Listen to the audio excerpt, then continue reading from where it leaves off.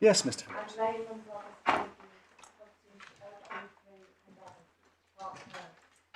Good morning, my lord. Good morning. Lady. Could you just help me about this before you continue? Where are we now, do you think, on the timetable? My lord, we have done very, very well, and the position at the moment is that I am now. You're on day 5. Responding on which is the afternoon of day 4. So. Oh, I see. Yes. That was the afternoon of day 4. Right. My lord. Whether we manage to finish today, that is a possibility. But well, that's what I was wondering. No, I understand, my lord. Absolutely, it's a possibility. I think we're all alive to it. I've got quite a lot of work to do, in particular in relation to partial release. I want to help your lordships on the law, right? In relation to that, and it's a very important area of the law. Yeah. But first, I was going to start, if I may, with the construction question, and then I'll come to that. This is C versus D. C versus D. Yeah. Yes. So, my lords, my lady, the judge held that the claims under the PLC subdebt and the PLC subnote rank pari passu. He reasoned that the subordination provisions in Claim C and Claim D were ineffective as between each other, such that the claims prove at the same time and rank pari passu pursuant to Rule 1412 of the Insolvency Rules.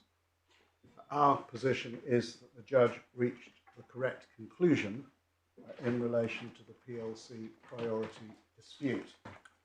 In addition to the route the judge took, he could also have reached the same conclusion by reason of the case LBHI advanced at trial, which is in our Respondents notice, and for your lordship's note, that's C115 198. Oh, I didn't hear the reference. C1 tab 15, page 198. Yeah. Both approaches are based on similar considerations. First, Claim C and Claim D are both dated subordinated instruments issued for regulatory capital purposes. Second, each of them used definitional wording that was similar. That was no coincidence, because under IPRU IMV, the subordination provisions of Claim D were required to and did replicate as closely as possible the subordination provisions of Claim C, which, as your lordships know, was drawn up on an FSA standard form. Both instruments had a solvency condition in materially similar terms. The effect of these similarities on the learned judge's conclusion was that the subordination provisions were ineffective as between each other, leading to a pari passu outcome.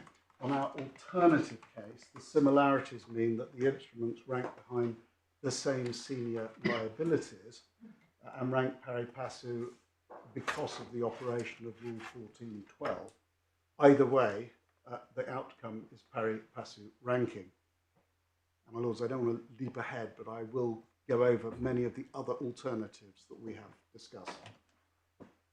We say this is an entirely unsurprising result. There is no contractual language in either document which refers expressly to the other or seeks to engage with their relative subordination. Claim C and Claim D were both lower tier 2 or tier 3 capital, and as your lordships know, no reason has ever been identified from either a regulatory or a commercial perspective for why Claim C and Claim D should rank anything other than pari passu. Against this, the appellants contend that the judge should have found that Claim D is senior to Claim C. GP1 advances an argument based solely on the definitional wording of claim that you find in Claim D. It relies on what it calls a subtle but key distinction in the wording of the definition of subordinated liabilities in the PLC sub-notes. The definition extends to liabilities which rank pari passu with the sub-notes. From that, they argue that the sub-debt ranks junior to the sub-notes because the sub-debt does not admit to the same possible pari passu ranking. Our position is that this argument is absurd and obviously wrong. Deutsche Bank's ground 3A only arises on the assumption that your lordships consider that the judge was right to slice up the single subordination provision and to apply the solvency conditionality inconsistently from the definitional wording. And of course, my lords, in addition to the construction arguments, Deutsche Bank have their additional argument on partial release, which, as I've indicated, we will address at the end of our submissions. My lords, we will avoid duplication. We will try to avoid duplicating submissions we have already made in the LBHI 2 appeal. We will not spend time on the following issues, and what I'd respectfully ask you to do is just to read those submissions across from the one to the other. So we won't go back over the statutory scheme, we won't go back over the subordination case law, and we won't go back over the solvency conditionality in these instruments, save to address Deutsche Bank's ground 3A. Can I turn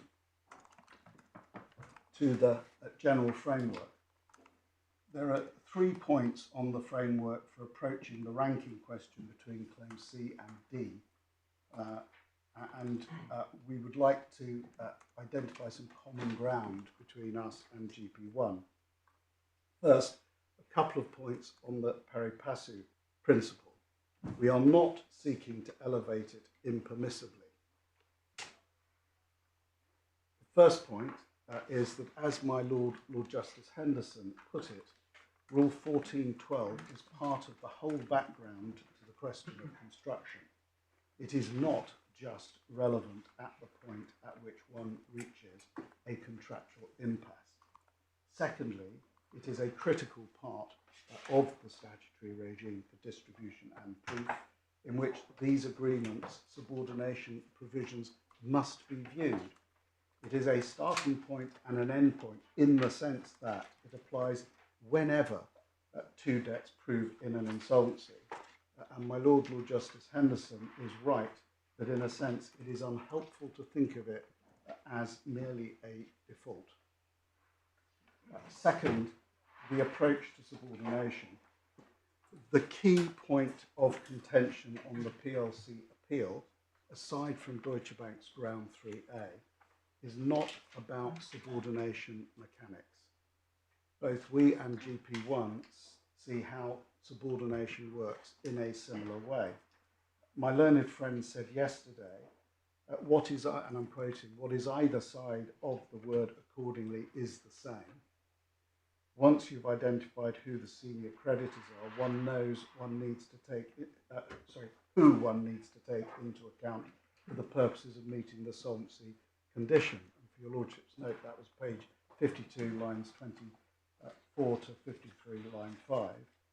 My learned friend Miss Hilliard agrees with us that the judge was wrong to distinguish between simple contractual and contingent debt subordination, and our only disagreement relates to how you interpret the definitional wording in claim C and claim D and how they rank relatively. Third, we also agree that where there is circularity between two instruments, like C1, C2 and C3, pari passu is in principle the right outcome. And we will address this point further in a moment, but that is obviously a major point of agreement between us. May I turn to an outline of the priority dispute? Now, we do not propose to take your lordships through all of the instruments again, but it would be helpful, if I may, just to look briefly at the notes, which, my lords, you'll find in Core Bundle 3 tab 46 at 792. And just to remind your lordships, there's more than one offering circular, but they're all the same. Just to remind your lordships, we're looking at the 225 million fixed rate subordinated notes due in 2035. And if I could ask you just to look at the first paragraph, I want to just show you something about the regulatory purpose first of all. First paragraph, 3 lines up from the bottom. Under the existing requirements of the FSA, the issuer may not redeem or purchase any notes prior to their maturity date unless the FSA has given its prior consent. And then next paragraph, the notes will be unsecured obligations of the issuer, and such obligations will be subordinated to the senior liabilities, which refers forward. And then if I could take you through to 795, and it's a different set of definitions. I just wanted to show your lordships. The definition of financial resources, that is, and the definition of financial rules. The financial resources is the financial resources that apply to the issuer as calculated under the financial rules. And you can see financial rules further down. You get to IPRU IMV 10 in the handbook. And the financial resources requirement is the financial resources requirement that applies to the issuer as calculated under those rules and are notifiable to the issuer via its subsidiaries regulated by the FSA from time to time. So there is a requirement for a certain level of financial resources, and it is in that context that subordinated debt is issued and, of course, redeemed. Can we go forward to 807? Use of proceeds. The net proceeds of the issue of notes expected to amount to 225 million be used to strengthen the regulatory capital base of the group. That's all I wanted to just draw your lordship's attention to in relation to that. Can I turn to the key definitions? And if I start at 796, your lordships have seen the definition of liabilities, and your lordships have seen that the definition of senior liabilities is materially the same as the definition under the sub-debt. In other words, it is all liabilities except the subordinated liabilities and the excluded liabilities. And then we have the definition of subordinated liabilities. Subordinated liabilities is all liabilities to the note holders in respect of the notes and all other liabilities of the issuer which rank or are expressed to rank pari passu with the notes. 2 points on the definition. First, this is the definition on which GP1's appeal in relation to the PLC priority dispute rests. It includes that pari passu wording that GP1 relies upon. Just to get the structure of this. Yes. If something falls within the definition of subordinated liabilities, then it is not a senior liability. Correct. Absolutely correct, my lord. That is why one looks at them. Now, I'll come back to what ranks pari passu and express to rank pari passu means. So I just want to give your lordship the structure. So, but what this means, my lord, is that the other instrument either expresses itself to rank pari passu. In other words, you have an instrument that says, this instrument shall rank pari passu with these notes. Or it ranks pari passu in fact because it proves at the same time. If you get two debts that, when you construe them, prove at the same time they rank pari passu. And then, if I may go back to 795 for the excluded liabilities, because as your Lordship rightly points out, there are these two exclusions from senior liabilities.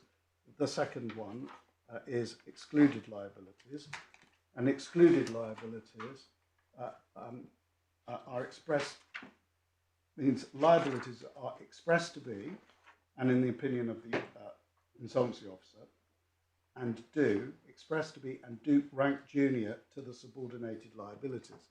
So again, you get an expression of juniority in those other notes, which say, I rank junior to these subordinated notes. Well, you wouldn't expect that, though, would you? Because somebody putting up money wouldn't necessarily know who else has put up money.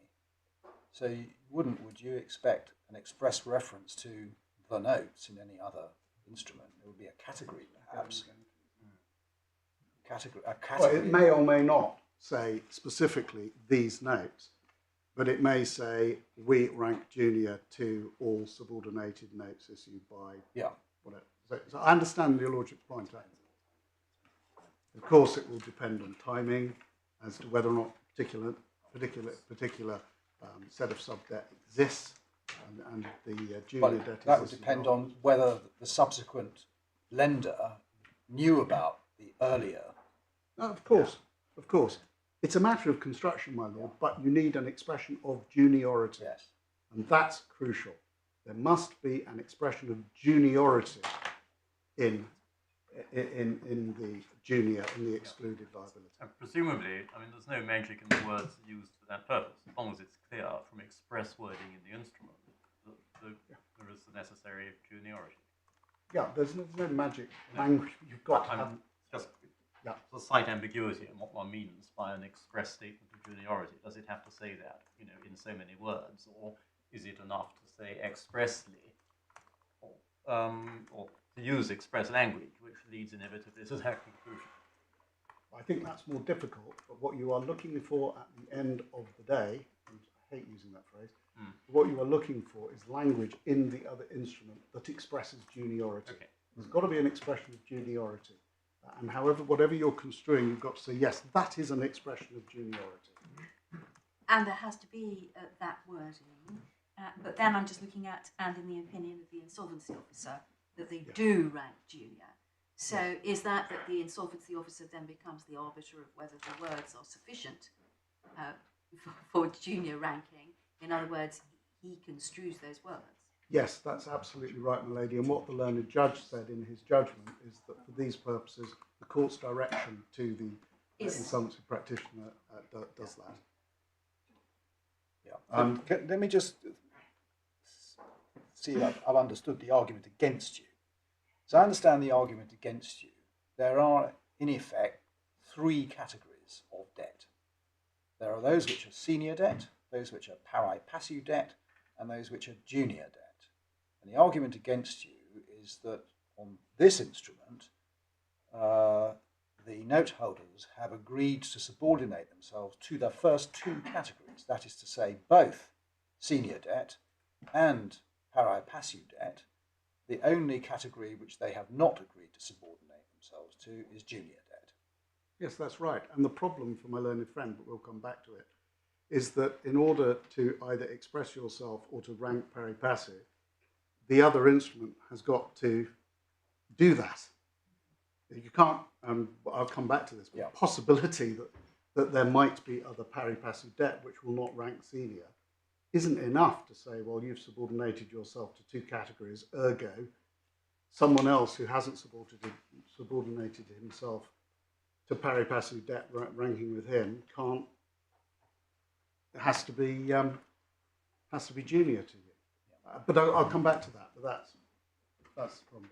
And in relation to this, I'd just remind your Lordships, while we're looking at excluded liabilities, of what Mr. Justice David Richards said about the definition, this definition, where he said the obvious purpose of the exclusion of such liabilities is to cater for the situation in which the borrower issues further debts on terms that it is expressed to rank junior to the subordinated liabilities created by these subordinated liability agreements, and he also referred to the possibility that the borrower might wish to issue such debt. This is Waterfall 1. In Waterfall 1, yeah, my lord, your lordship's note, it's at AB3, tab 51, 1493. But the point the learned judge was making, I just wanted to remind you of it, is that this indicates that there might be further debt introduced in due course. May I then go to page 797, which is the status. It's in one. That was in paragraph 181, my lady, where the judge felt. The judgment where the judge felt. Thank you very much. Thank you. So, paragraph 3, clause 3 is status and subordination. And again, I would do this quickly because you've seen it. You've got numbered phrase 3, if you're using the numbering. The rights of the note holders in respect of the notes are subordinated to the senior liabilities. And that is materially the same as paragraph 5.1 in the PLC subdebt. And then you have the words accordingly, which links phrase 3 to the conditionalities which are then introduced. And we've discussed that accordingly in the sense of therefore or so or as a result. And then you have the conditions 3A, 3A1, 3A2, 3A2 and condition 3B replicate 5.1b and 5.2 of the sub-debt. That's what I'm dealing with. It's that these are the same. I'll just make 3 points on condition 3. 1, the subordination provisions in the PLC subdebt and the PLC subnotes are structured in materially the same way. 2, the definitional wording in the subnotes tracks that of the subdebt very closely, save for the extended definition of subordinated liabilities, which my lords have just been looking at. Applying my learned friend Mr. Beltrami's test, and he said that the critical issue for your lordships is to look at the conditionalities. If you accept my learned friend Mr. Beltrami's approach in relation to these 2 sets of interests, there is 2 sets of subordinated debt. There is no difference at all between the way the conditionalities in C and D are expressed. No party argues that, and this is important, no party argues that the PLC sub-debt is expressed to rank pari passu with the PLC sub-notes. Claims C and D are entirely silent as to each other's existence, despite the fact that the notes were issued after some of the debt. GP1's case depends on the pari passu wording in the sub-notes, subordinating the sub-debt to the sub-notes. And before your lordships consider whether the language in the sub-notes could subordinate the sub-debt, the critical question is whether the pari passu wording in the sub-notes, which is claim D, has the effect of causing the sub-notes, which is claim D, to rank above the sub-debt. And the answer is no. Before I develop the analysis, can I just take your lordships to 4 key findings in the judgment, if I may? And to do that, I just need to have our SIP bundle 2 at tab 22, which is the judgment.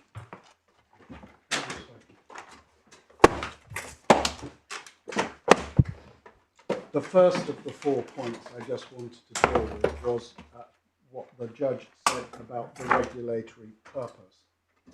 The judge identified, and this is going to be paragraphs 15 and 18, which are on 343 and 344. I wasn't going to read them out, but the judge identified the contractual purpose behind both the subdebt and the subnotes as being to provide regulatory capital to the Lehman's group. So you have those references, and you have seen the regulatory purpose, because I just showed it to your lordships from the face of instruments themselves, and no one has identified why subordinating the debt to the notes was consistent with or advanced that sole purpose. Well, nor has anybody said it's inconsistent, have they?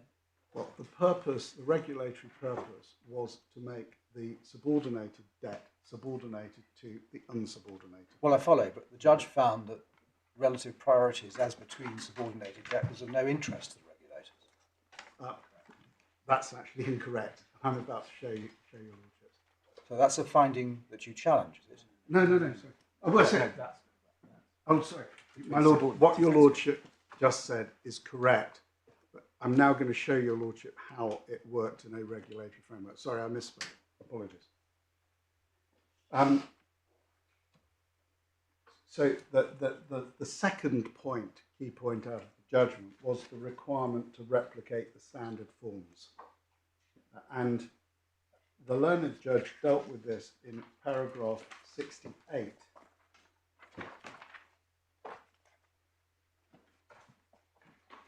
Which is at page 360 of the bundle. The subnotes were required to replicate the standard form used for the sub-debt as closely as possible under the regulatory framework. And my lords and lady, if you look at 68. Sorry, 68. 68. So sorry, my lord, I do this far too often.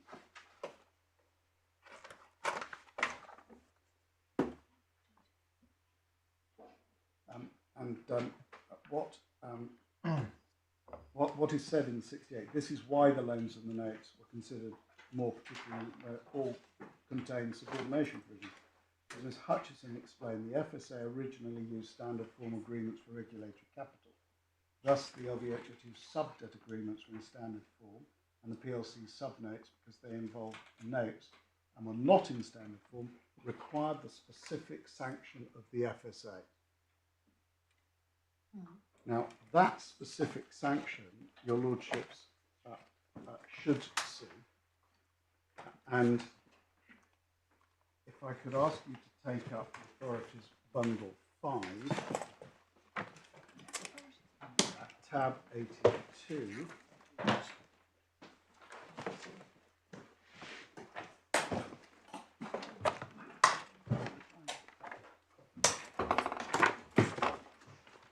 So sorry, I have a reference again. My It's fault, I was... Authorities Bundle 5, tab 82. Thank you. And I was going to take you, or I am going to take you, to 2635.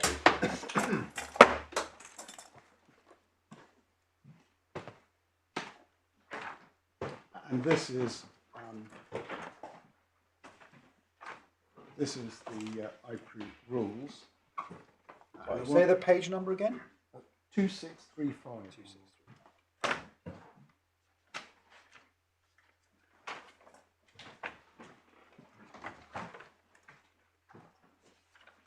And if your lordship and your ladyship have that page, if you look at Rule 1063, Sub-Rule 2, which provides that a firm may include a subordinated note in its financial resources only, and that's a crucial word. And A is if it is drawn up in accordance with the standard forms obtained from the FSA, and then there are references to signatures, but that doesn't matter. But then at what you've got G, if a firm wishes to use a form which differs from the standard form, it will need to seek a modification to or waiver from this rule. So each change to the subordination provisions in the PLC subnotes needed to be reviewed and approved by the FSA. Would that have applied to the sub-debt as well? No, the sub-debt was on the standard form. If they had wanted to adopt an amended version of what is Form 10.6, then yes, my lord, absolutely, they would have had to do that. But there was a bit of flexibility for both. Well, you could apply to amend the standard forms, but I'm now going to show you how that operated, because your lordships will see what it was the FSA was concerned about. So if I could go back to the judgment at paragraph 61, 3b, which is on page 357.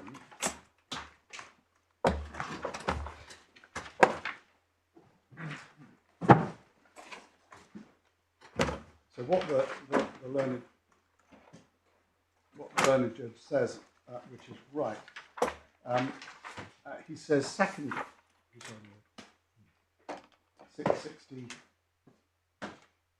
61 3b on page 357. Thank you. What the learned judge says, secondly, and is further described below, the regulators unsurprisingly took a great deal of interest in the nature and terms of regulatory capital.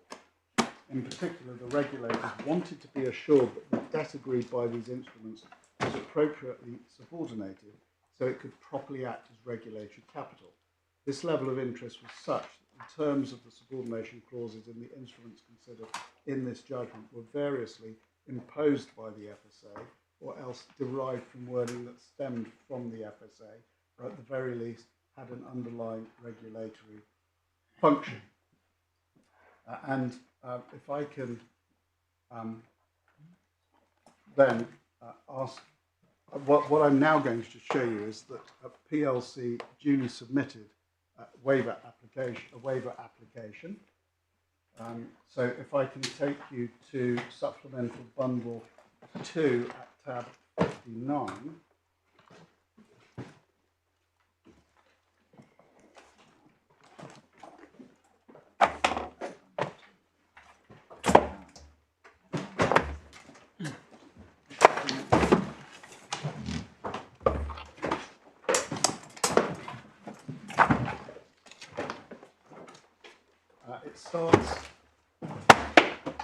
It starts at 623. This is the waiver application form, and at 628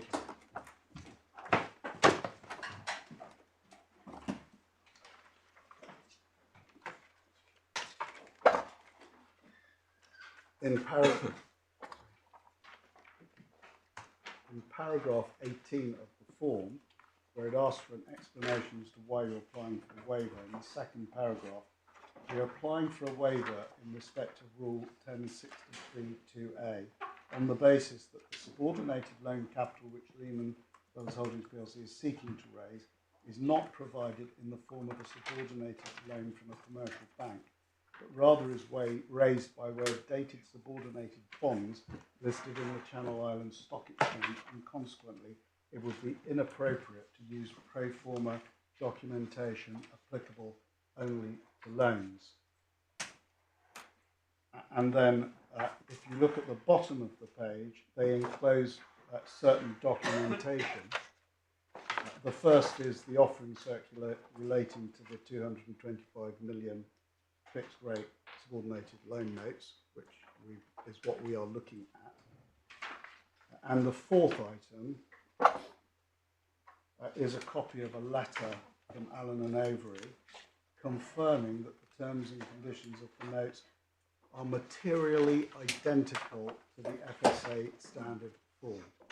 That is form 10.6, and that's the form of the sub-notes. And if I could take you to 635 to show your lordships the attached letter from Allen and Overy. Sorry, say the tab number again. Tab 60. 60. 35, Yeah. my lord.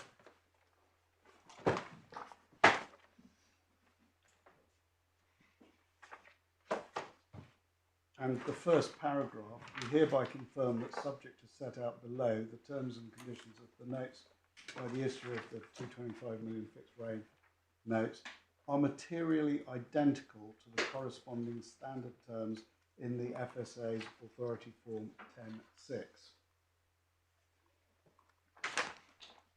And then it's the terms and conditions differ materially from the corresponding provisions of the standard form in the following ways. And over the page,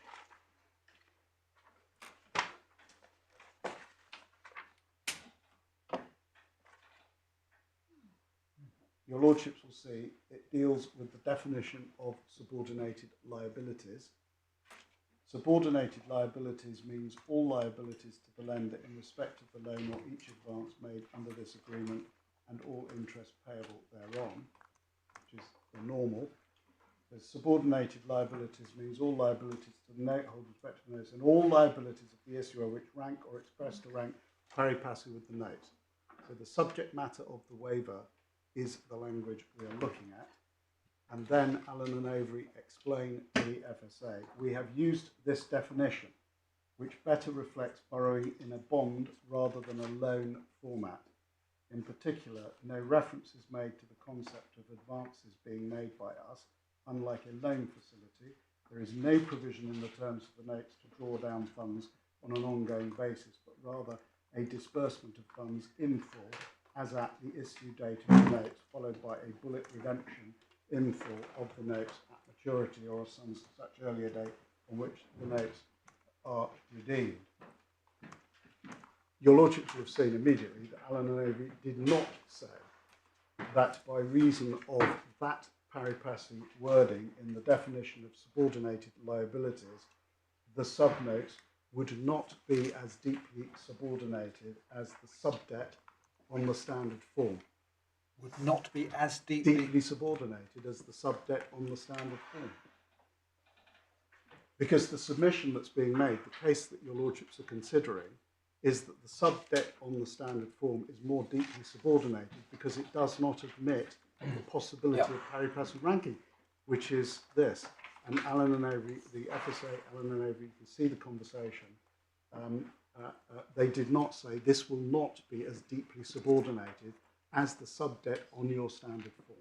And this comes into the construction process as what? And my lord, I'm going to show you in a moment because there is then a published document. And this is on any view part of the factual analysis.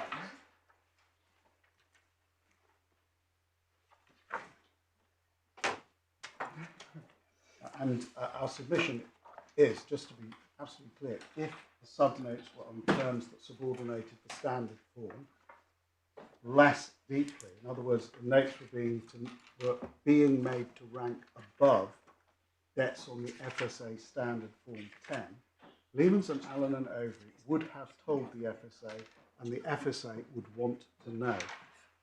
And instead of that, Allen and Overy told the FSA that the terms were materially identical. Now, as I've slightly trailed, the FSA gave a specific waiver direction in relation to the subnotes. And the waiver direction was a publicly available document and would have been available to participants in the banking or financial services community and would, on the judge's finding, form part of the factual matrix. And if your lordships weren't minded to take that as sufficient, that is our submission in any event. Yeah. You're going to show us the public document. Yeah, absolutely, my lord. That's exactly what I'm going to do. So in tab 61, which helpfully is over the page, this is the FSA letter to the regulatory officer at Lehman's. And the FSA, Mr. Meaton from the FSA writes to say, I am writing to inform you that your application for a waiver modification of the rules of rules 1062A and 1063 has been approved. Please find enclosed your direction. I'm going to show you what it is. The direction is effective from the 26th of May and will be valid until the 30th of March unless revoked or any conditions in the waiver modification cease to be fulfilled. The direction will be published in full on the FSA's website. Please note that you are required immediately, if you become aware of any matter which could affect the continuing relevance or appropriateness of this waiver modification. And then over the page on 639, This is the waiver direction, which, as your lordships and your ladyship have just seen, is published on the FSA's website, and it identifies the modifications, and you can see that it says 1063.28 is replaced with the following. If it is drawn up in accordance with the requirements set out at the end of this rule 1063.2. So they set out the amendments, and the text set out in the schedule to this direction is inserted at the end of the rule. And just turning over the page, the conditions. This direction is conditional upon the firm obtaining a legal opinion from its external legal advisors, that the requirements of 1063.2 as modified by this direction are met, and 2, the loan capital referred to in paragraph 3 of this direction would meet the requirements of lower tier subordinated loan capital under IPRU. So it was required to meet LT2 capital. And then if I can take you over the page, this is the text in the schedule that's referred to. And if I can show you what it does, is it refers to paragraph 4 of the direction, and it says the requirements referred to in A are as follows. So it sets out what the requirements are. A, the degree of subordination of the loan capital is no less than that provided by Form 10.6. Your lordships have seen, not only is that the subject matter of the waiver direction, but of course Allen and Avery wrote a legal opinion confirming that. It is no less than that provided by Form 10.6. That is the form of the subdebt. And this waiver direction required the subnotes to provide a degree of subordination no less than that provided by the form of the subdebt. And my learned friend's submission, it won't be lost on you, is that because of the amendment to that very definition, this subnote was senior to that subdebt. So it did the precise opposite of what this required, according to my learned friend's submissions. And then in E, taking into account both the provisions of the loan documents not in Form 10.6 and the provisions in Form 10.6 omitted from the loan documents are in substance, if not in form, the same as 10.6 except as set out in the following table. There's then a table, and what it's saying is, in substance, it's the same as 10.6 other than, apart from, and the third one is the definition of subordinated liabilities may be changed to reflect borrowing in a bond rather than a loan. Now, my lords, it won't be lost on you that the FSA, when considering a waiver to their standard form subordinated debt, says the degree of subordination is no less than that provided by their standard form. I'm a bit confused, I think. Oh, I'm so sorry, my lord. No, it's just my fault.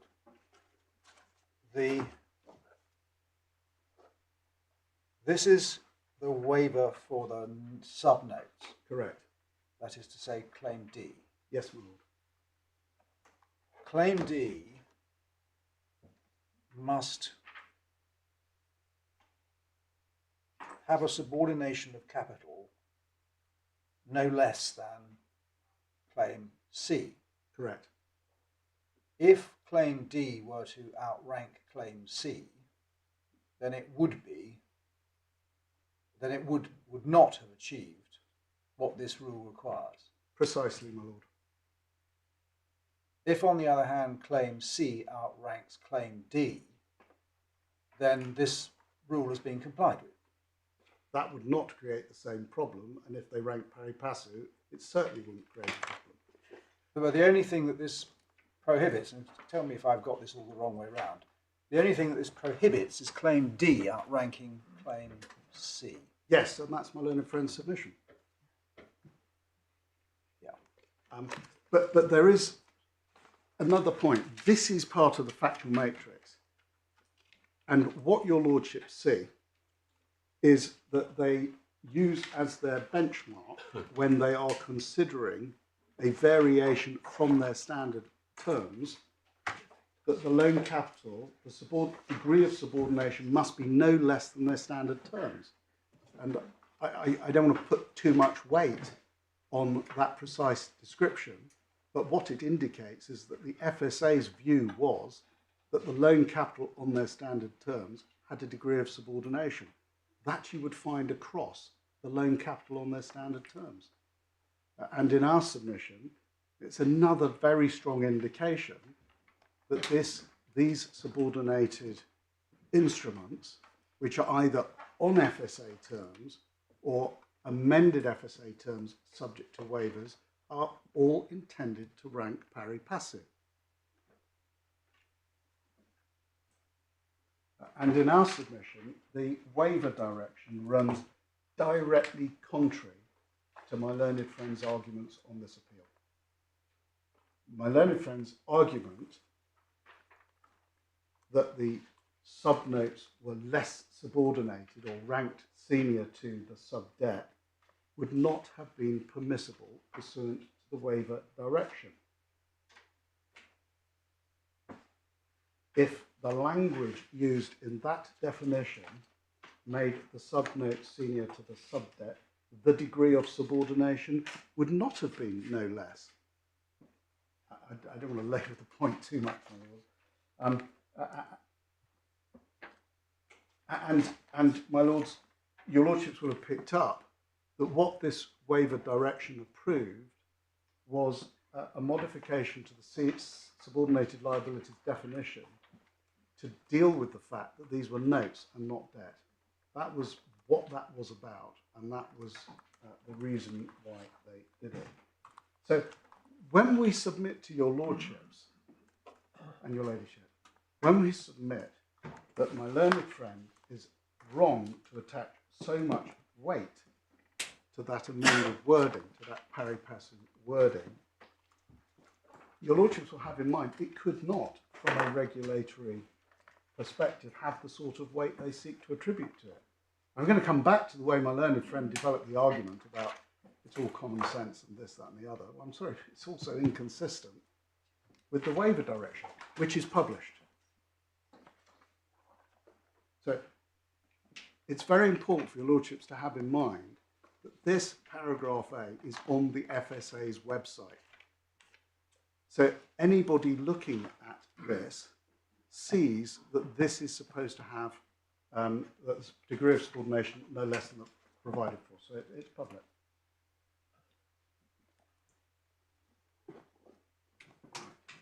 So my lords, that was the FSA waiver process.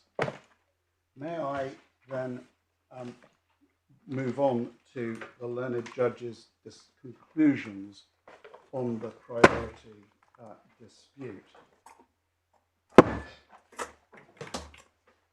And for that we'll need bundle 22.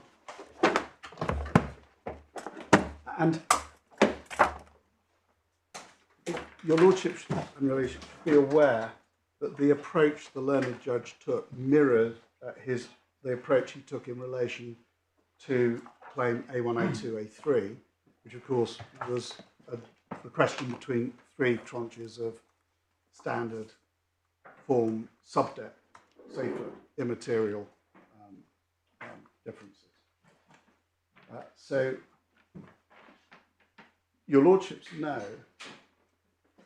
that we do say, and we say it across the piece, that the learned judge was wrong to treat the instruments as being provided as being comprised of both simple contractual and a form of contingent debt subordination,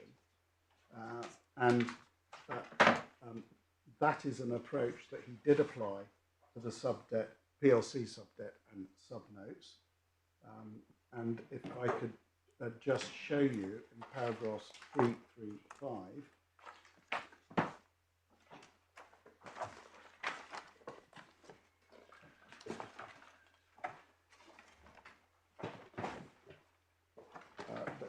there the learned judge says, for the reasons that he gave earlier in 172, I consider the subordination provisions to be read cumulatively in the sub-debt agreements contain both simple contractual and contingent debt. And at 344, perhaps just for your note, he said the same in relation to claim D. Your lordships will note, however, that the judge's contingent debt analysis did not affect his conclusions in the PLC priority dispute, because he ultimately disposed of that solely by reference to the definitional wording. And for your lordship's reference, that is at paragraph 364, where the judge cross-referred back to 253. So he did determine this part of the debate by reference to the definitional wording, and he considered the definitional wording at paragraphs 331 to 335, which starts on 456.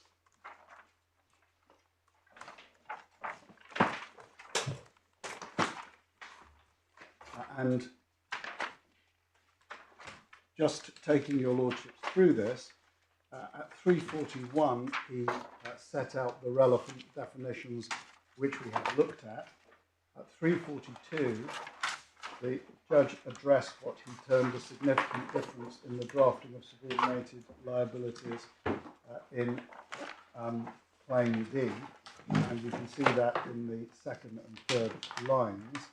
And he said that the definition of subordinated liabilities under the subdebt was not followed because the debt created in the case of the subnotes does not arise out of an agreement, but of individual and legally distinct notes. So the learned judge was right. He picked up the notes point, and he says that that fact required an adjustment to the definition of subordinated liabilities in the case of the subnotes. And the observation was consistent with the waiver application and waiver direction which the lordships have seen. Just remind me, correct me if I'm wrong, but I don't think the waiver direction played any part in his reasoning on construction. No, it didn't, my lord.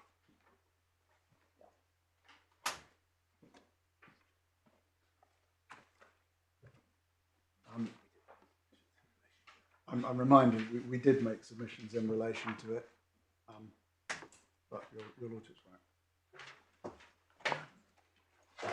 It is now to say something helpful to the learned judge.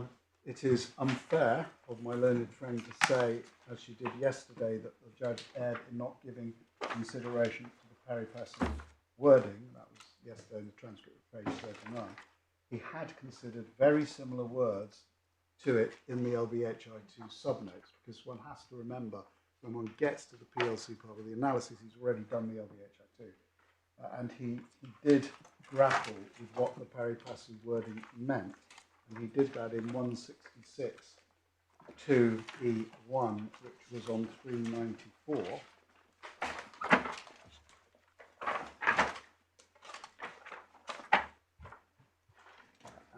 And he says it draws a distinction between subordinated claims ranking relative to claims of note holders and those expressed. Right, where are you? Oh, I'm so sorry, my lord. It's on page 394. Yeah. I'm in paragraph 166, subparagraph 2E1. 2E1, yes. Of the judgment.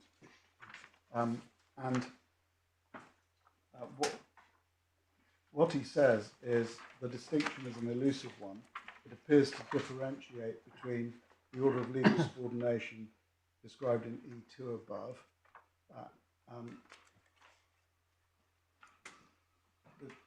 and consensual subordination described in E4 above, where the position can be changed by party consent. The problem is that this provision applies to subordinated creditors of the issuer, which by definition will exclude those creditors relying solely on their priorities determined by the law. It's very difficult to make anything of this provision, but he did consider it, and it echoes really something my learned friend Lord Justice Lewison raised yesterday. Sorry? Oh, did I say my Lord Fran? I'm so sorry. My Lord Justice Lewison, I do apologise. Take it as a compliment. If an instrument does rank pari passu with another, how can it be subordinated? It's a point my Lord made yesterday. And how at that point can either debt be said to be subject to continuing subordination? The pari passu wording is referring to something commonplace. As my Lord Justice Henderson said on Monday, it is the starting point and the end point. So for a claim to recognise a principle of equitable distribution and use it to justify seniority is very odd. And the learned judge plainly adopted this approach when considering the pari passu wording in Claim D. And so it's slightly unfair to say that he didn't look at it at all. And yes, just for your Lordship's note, my learned friend Miss Hilliard's skeleton recognises as much in paragraph 26. That's just for your Lordship's reference.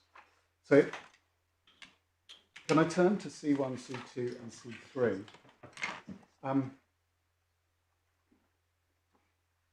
No. Do we need to worry about that? I think everybody agrees they're ranked pari passu. Yes, they are. And in fact, I misread my own heading, and I shouldn't have. So what I should have said was, before turning to how the judge resolved the ranking issues at C and D, we should consider how he addressed the issue between A1, A2, A3, just so that your Lordships have it. And it's paragraph 150 that is the key. And what the learned judge's reasoning was, and I don't need to read it to you, but his reasoning was, it's the similarity in the subordination provisions that gives rise to the security. And I think your Lordship have the point, but it is central, and in our submission, the observation applies equally to Claim C and to Claim D, which are materially similar. Well, it's all turns on the word materially, in a sense. I mean, A1, A2, and A3, as I understand it, are identical. C and D are not identical. You say they are materially similar. I think Ms. Hilliard would say, yes, they're similar, but they are different. Well, what I would say in answer to that is the only difference is that definition of subordination, and that does not impact on this part of the debate. I mean, that's the point, isn't it? The argument is that makes all the difference. Well, no, of course it's the argument, but with respect, it's wrong. But, yes, well, we have to decide. No, but I'm going to come on to that. But when I say it materially, that is what I mean. And then in 151 1b, he held that they are not excluded liabilities for each other's purposes, which is plainly right. And in other words, what the learned judge is finding is that there is no relevant expression of juniority in A2 and A3 which qualifies as excluded liabilities in A1.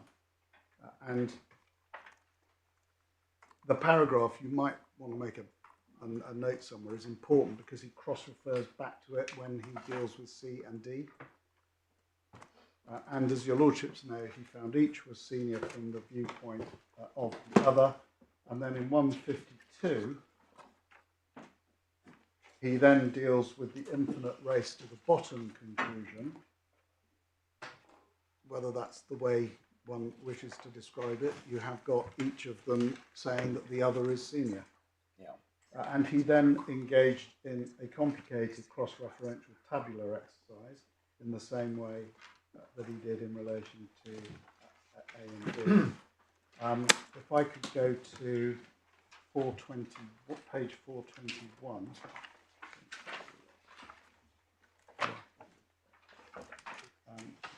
250.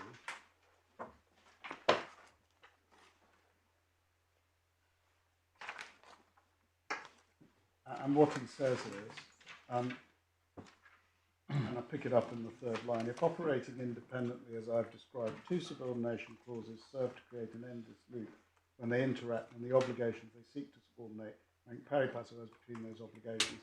That is simply because consent to subordination does not work, and the default ranking would pertain pursuant to the rules of legal subordination. Turns and is not displaced. So I just want to pause here, if I may, and the key point is that say for Deutsche Bank, and your lordships are aware of this, but the key point is that say for Deutsche Bank, all the parties to these appeals agree that in the event of security, if I can put it that way, or clash between subordination provisions, you ultimately reach a pari passu answer. And your lordships are, and your ladyship are well aware of that. And I could give you DP1 skeleton 13 and 17, PLC skeleton paragraph 16, where Mr. Beltrami says if the provisions were ineffective, the contract would have run out. Yeah, I may have misunderstood Deutsche Bank's position, but I thought that the argument against pari passu was based on the dividend stopper. It is subject to the 3A, which I'll come back to. But the reason why I've mentioned and why I've gone to that is that your lordships have heard a variety of solutions from the parties as to how one gets to the pari passu solution. And what we thought might be helpful was to just draw some of those together for your lordships at this point in our submissions. So the first possibility is what I would describe as ineffectiveness, which is the learned judge's solution. And in our submission, this works if it does not require a freestanding contractual principle. And what we mean by that is that where it is unclear and equivocal whether A has waived its right to prove until after B, and vice versa, such that their subordination provisions cannot be enforced against one another, the rules are applied. They can prove at the same time and they will rank pari passu. And what one gets from that, there is no effective alteration to the creditor's right or enforceable prohibition which can stop either creditor from proving.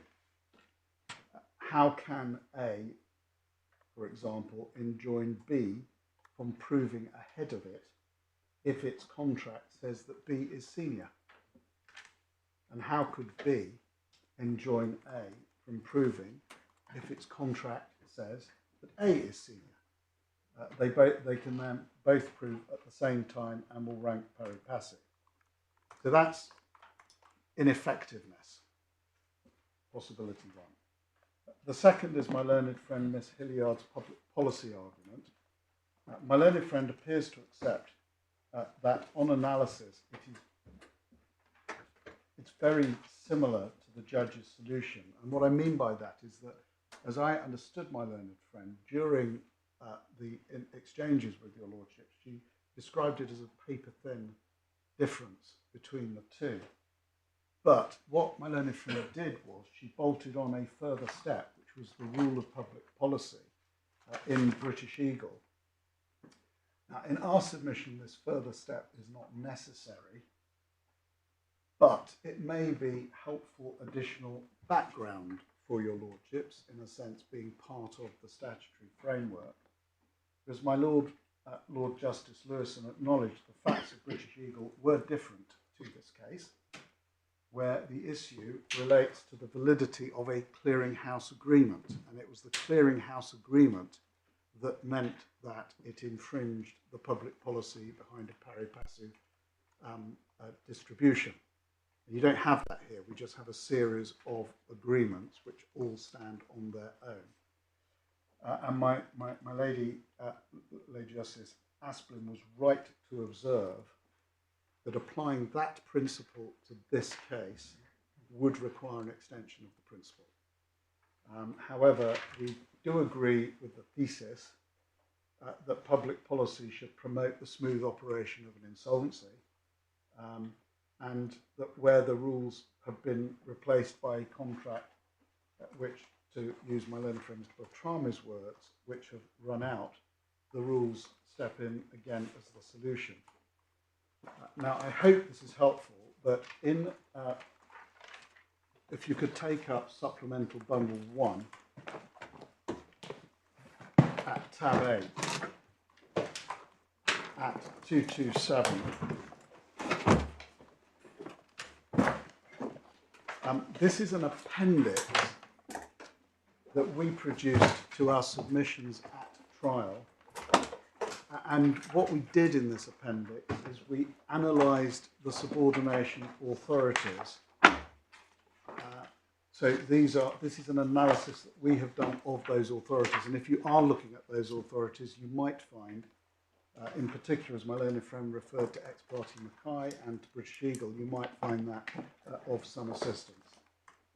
So that was the second potential answer. The third potential answer is a contractual answer to the problem of security.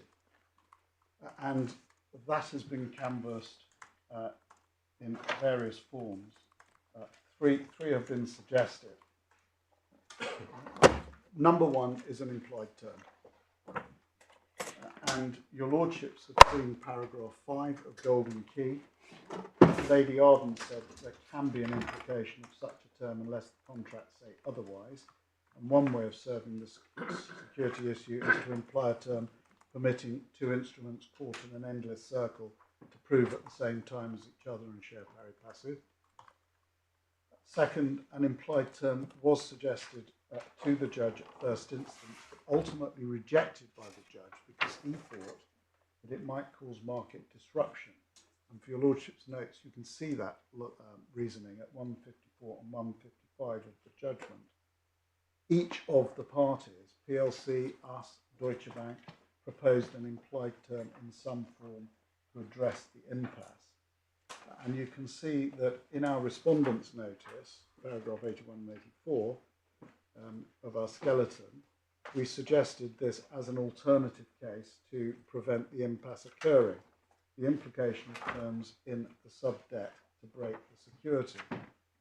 And another way that we put it in 81 and 84 was that you could adopt a purposive interpretation in this context. And just for your lordship's notes, Anteos is in the bundle at AB1 at tab 12. But either form of implied term would allow instruments caught in a circle to rank pari passu, and it is a consensual answer that goes beyond merely bolting on 1412, the rule. This is the second potential contractual answer that has been floated with your lordship. Sorry to stop you. Yes. You said the judge rejected the implied term at 154 and 155. Yes, my lord. Have I got that wrong? I'm not sure that he did in those paragraphs. He may have rejected it elsewhere. I was just looking at them.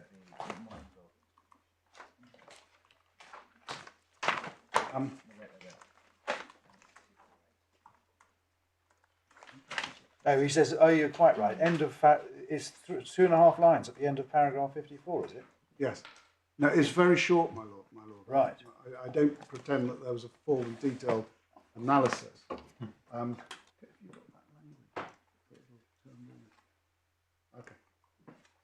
So it's one of the options. I'm sorry, it's not wonderfully helpful to have the parties saying it's one of the options that we've floated.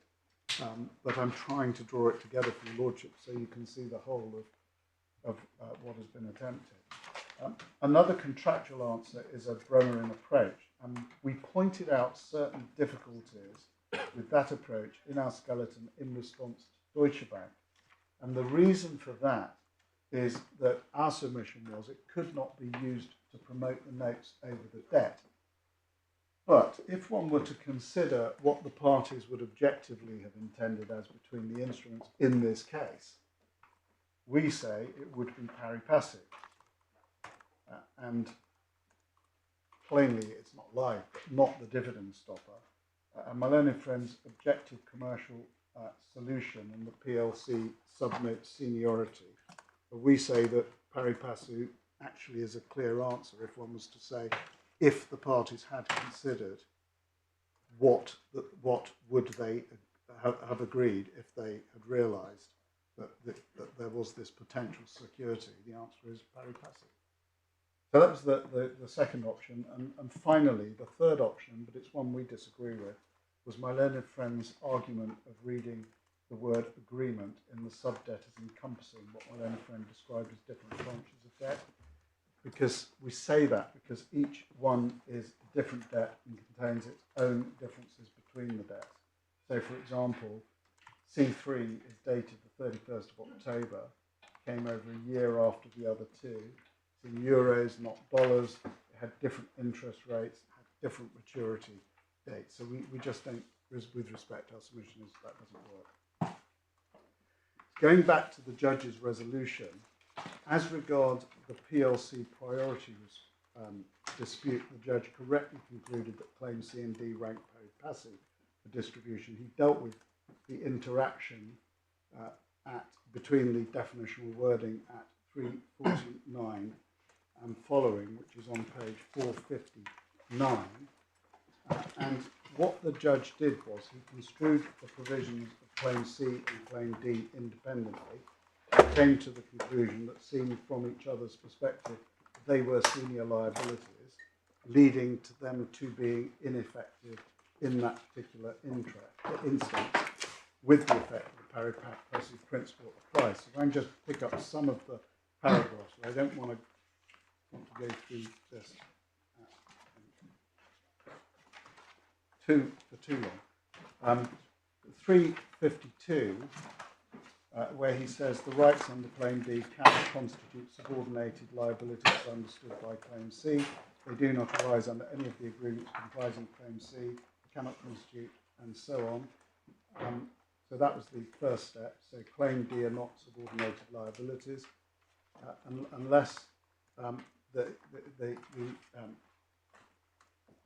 claim D were excluded liabilities. They have to be senior liabilities. And then 353, he then deals with the definition of excluded liabilities. The parties were agreed on the view the court would inform the opinion of the insolvency officer. That was a point we made earlier. And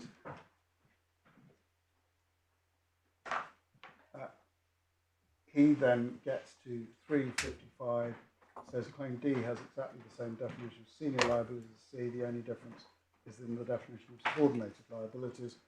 357, again, by reference to his analysis of A1, A2, and A3, he says claim D is not an excluded liability.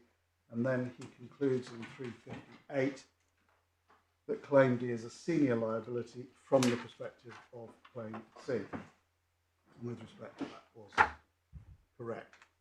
And it's a slightly long-winded way, perhaps, of going around saying it's got to fall within one of the exclusions, and it doesn't. At step 2, from the perspective of is it right in 357 to say the question is the one considered in the context of A1, A2, and A3? Because A1, A2, and A3 are identical, and here we've got a difference in the wording. So, and it's Miss Hilliard's complaint in effect that he never focused on that difference. Well, it's a similar question, but it's not the same similar question.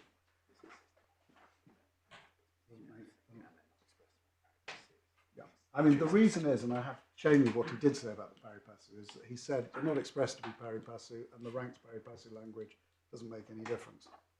And that's what he said. But in my submission, actually that's right. Whether one could have added some analysis, I can't say any more than the judge has said in relation to that. But the answer is right. And I will come on to my learned friend's argument shortly.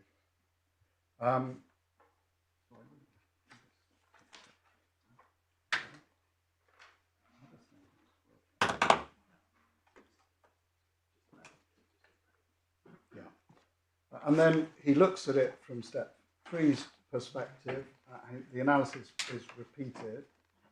And he gets to 357, where he says the result is each viewed through the prism of the other subordination provision ranks as a senior liability. There's no expression of juniority in claim C, which might make it excluded. And then he gets to his step 3 in 364, where he's saying that because of the similarity in the simple contractual subordination provisions, he gets to a meaningless outcome in the form of an endless loop, and a further step was needed. And then he construes them separately. He says that each is pushed to the top of the other, and the result, as the judge found, was that they prove at the same time and rank pari passu. So if I can just summarise the judge's conclusions, make it a bit cleaner. The judge's reasoning to resolve the PLC priority dispute had three central components. From the perspective of Claim C, at step 1, Claim D is a senior liability because it is neither a subordinated liability nor an excluded liability. From the perspective of Claim D at step 2, Claim C is a senior liability because it is neither a subordinated liability nor an excluded liability. And at step 3, those provisions are ineffective to subordinate one to the other, or vice versa. The debts are entitled to prove at the same time and rank pari passu. The answer is correct. Whether ineffectiveness is the correct route is where the alternatives fall to be considered. And your Lordship should be aware as to the first element of the reasoning, that is accepted by my learned friend, Miss Hilliard, and appears to be accepted by Deutsche Bank. As to the second element, GP1's case is focused solely on that limb. And the third element is accepted in principle. So the scope of GP1's argument is very narrow, and its quarrel is just with the judge's second step and his ultimate conclusion. So I now want to turn to GP1's appeal, and I want to make a couple of introductory points in relation to GP1. They show that my learned friend's submissions that there is a difference between Claim D and Claim C is illusory. The first question is whether Claim D is a senior liability in Claim C. We agree with GP1 that Claim D is not a subordinated liability and Claim D is not an excluded liability. So the answer is it is a senior liability. The second question is whether Claim C is a senior liability in Claim D. And the answer to that is yes, unless Claim C is expressed to or does rank junior, or Claim C is expressed to rank or does rank pari passu. Claim C does not express to rank junior and does not rank junior, and GP1 agree with us in relation to that. Claim C is not expressed to rank pari passu, and we agree with GP1 about that. Where we part company is on whether Claim C does rank pari passu with Claim D. In our submission, Claim C without more does not rank pari passu in Claim D. And we say, as the learned judge did, that as a matter of independent construction, it is senior. And it cannot rank pari passu because it ranks senior. You cannot say, as my learned friend did, that the solution to the conflicting seniority construction is that you then rank them pari passu, and once you do that, it ranks pari passu, therefore it's subordinated. You can't, with respect, do that. In its skeleton... Well, just suppose counterfactually, suppose that Claim C said, this claim is to rank pari passu with the subnotes. If it was expressed. If it was expressed, then according to the subnotes, they would be senior, eh? Despite the fact that they said we rank pari passu. And when claims, the reason for that is that step right? Yes, that's right. But the reason for that is that if Claim C chose to put that in its definitions, if it chose to say that, it knows what the definition of claim, what the definition of subordinated debt is in Claim D. So it knows that it is cutting itself out of the seniority. Yes, but I think where you get to is that giving the definition in Claim D, effect, does mean you've got a now you see it, now you don't sort of outcome, because although something might otherwise be ranked pari passu, Claim D says, well, despite that, we'll postpone ourselves to it. Yes, it says precisely that if another claim expresses itself to rank pari passu, Or is that will pari not be passu, seen, or is pari passu. And of course, but that's the conundrum. If it is pari passu, then it stops being pari passu because of the definition. That's where, with respect, my lord, that's where it becomes. Well, right. That's what I want to understand. How you say this definition works. If it ranks pari passu, it ranks pari passu. Well, then what do you do about subordinated liabilities? The definition of subordinated liabilities. You're not getting to it ranking pari passu, because if it ranks pari passu, that's it. You can't keep. You can't then say, and your lordship's absolutely right. It's now you see it, now you don't. You can't then say, aha, because you rank pari passu, you rank senior. You can't declare yourself to rank pari passu, and as a consequence of that, rank senior. You either rank pari passu or you don't. So when your lordship says, now you see it, now you don't, you're absolutely right. So this part of the definition simply doesn't work. Well, it works for different things. But the important point is, if it ranks pari passu, it ranks pari passu. You can't conclude something ranks pari passu and as a consequence it ranks senior. And so basically you're saying you just don't come back to the definition. Well, you don't keep going backwards and backwards and bouncing to and fro. That's what you're saying. Yeah. Yeah. And what my learned friend's submission was that,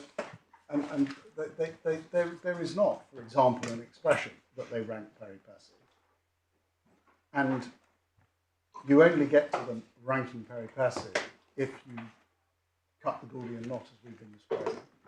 And what my learned friend's submission is that claim C might rank pari passu. That's what she was saying, and she, in her skeleton, she said it might rank pari passu.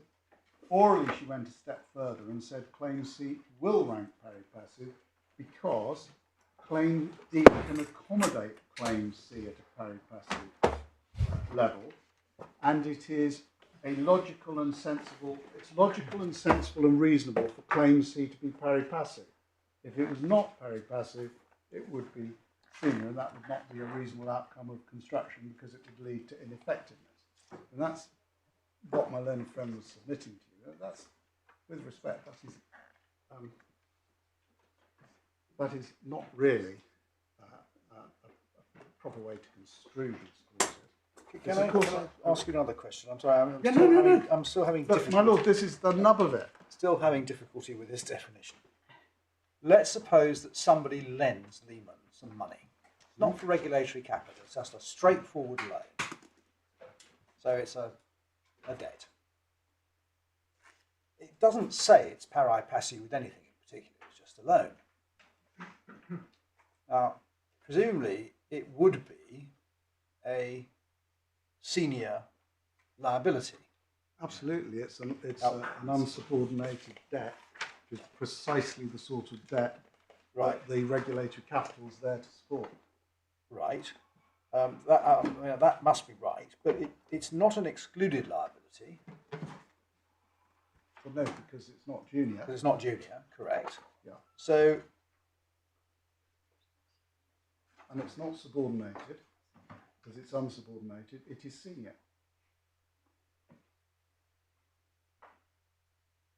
Right. It can't rank pari passu with the subordinated debt unless it subordinates itself to the same level. And that's the point.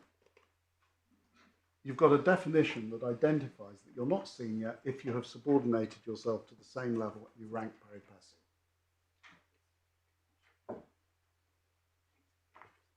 Very unlikely that commercial debt is going to be subordinated to the level of regulatory capital.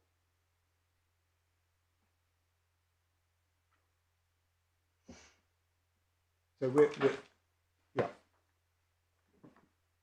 Does that help?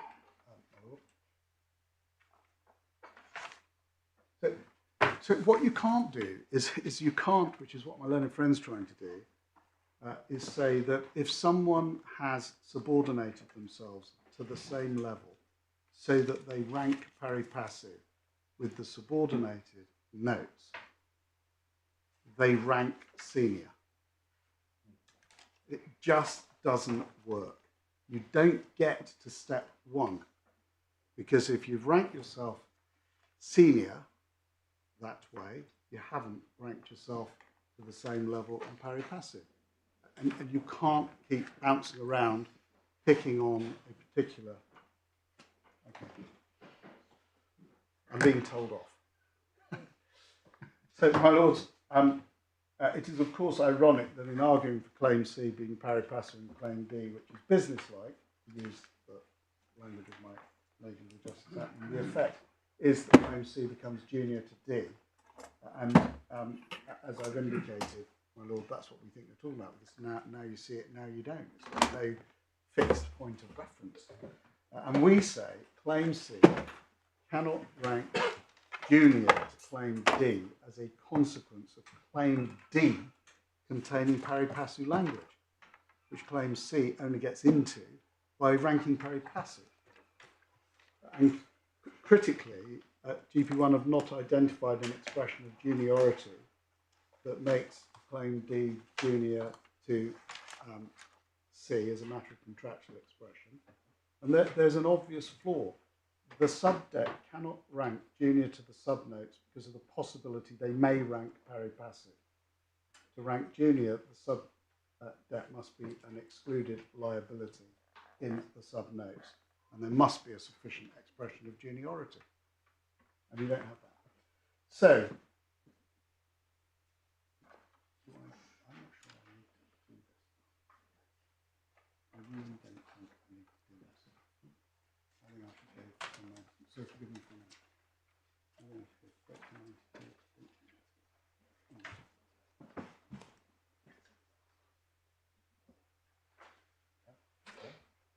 What do you think of that? Because this is boring.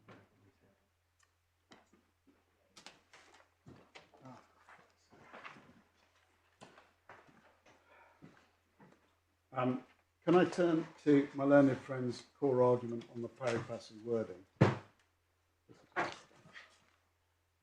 If we can just pick up bundle 1 and go to tab 17, and in paragraph 21,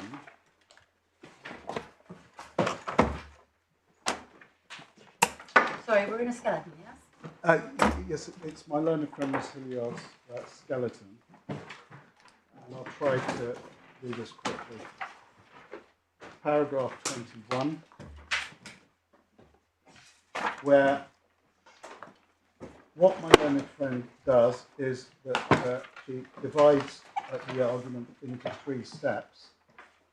And if we look first at step 1, which is 21.1, she says that from the perspective of the subdebts, GP1 says the subnote is a senior liability, as I've indicated, consistent with the judge's analysis, and we agree. Step 2 is in 21.2, and there it said from the perspective of the subnote, it's not immediately apparent whether they purport to subordinate themselves to the subdebts. However, it is immediately apparent they are not purporting to be as deeply subordinated to the subdebts for the following reasons. And it's really here that the difficulties arise. They are hedging their bets, and they say that it's far from clear into which definitional category the subnotes fall. And in 1, they say that the subdebts are not expressed to be junior to the subnotes. So they recognise that there's no feature of the subdebt that constitutes sufficient expression of juniority. And my learned friend confirmed that yesterday in the first part of her address. You agree with that? Yes. And so in 2, she agrees it does not follow from the fact that another instrument is not expressed to be junior that the subnotes must be subordinated to it. Well, that may be true in a sense, but it's irrelevant. In order for the subnotes to be senior to the subdebt, as my learned friend pretends, the sub-debt must be expressed to be junior to it. And it goes on to say that's because there's another option of pari passu ranking. And then in 3, they argue from the perspective of the sub-notes, therefore it could accommodate the sub-debts on a pari passu ranking. The argument depends on it's the possibility of a pari passu ranking can be entertained. And my learned friend yesterday said that it would be sensible for claim C actually to rank pari passu instead of ranking claim C senior in claim D. And she said it's the sensible option. I'm quoting, it's logical. She described it as reasonable. And in that way, she said that one could avoid security.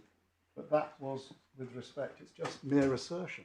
It's the possibility that it might be pari passu. It's either pari passu or it isn't. And it isn't. And if it is pari passu, it's not senior.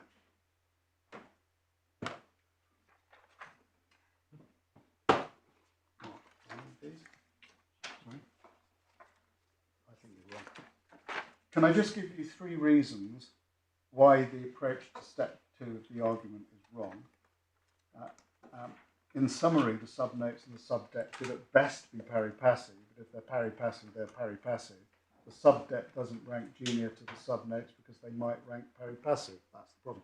The 3 points. Now you see it, now you don't. It cannot be right to say that C engages the pari passu wording in D, whether tentatively or in any other way, only to be disapplied in favour of seniority. 2 debts. For claim C to rank pari passu with D, that requires them both to rank at the same level, and it's very difficult to see what my learned friend means when she assumes that C and D rank pari passu tentatively, only from claim D's perspective. And then the final point is there's a false dilemma.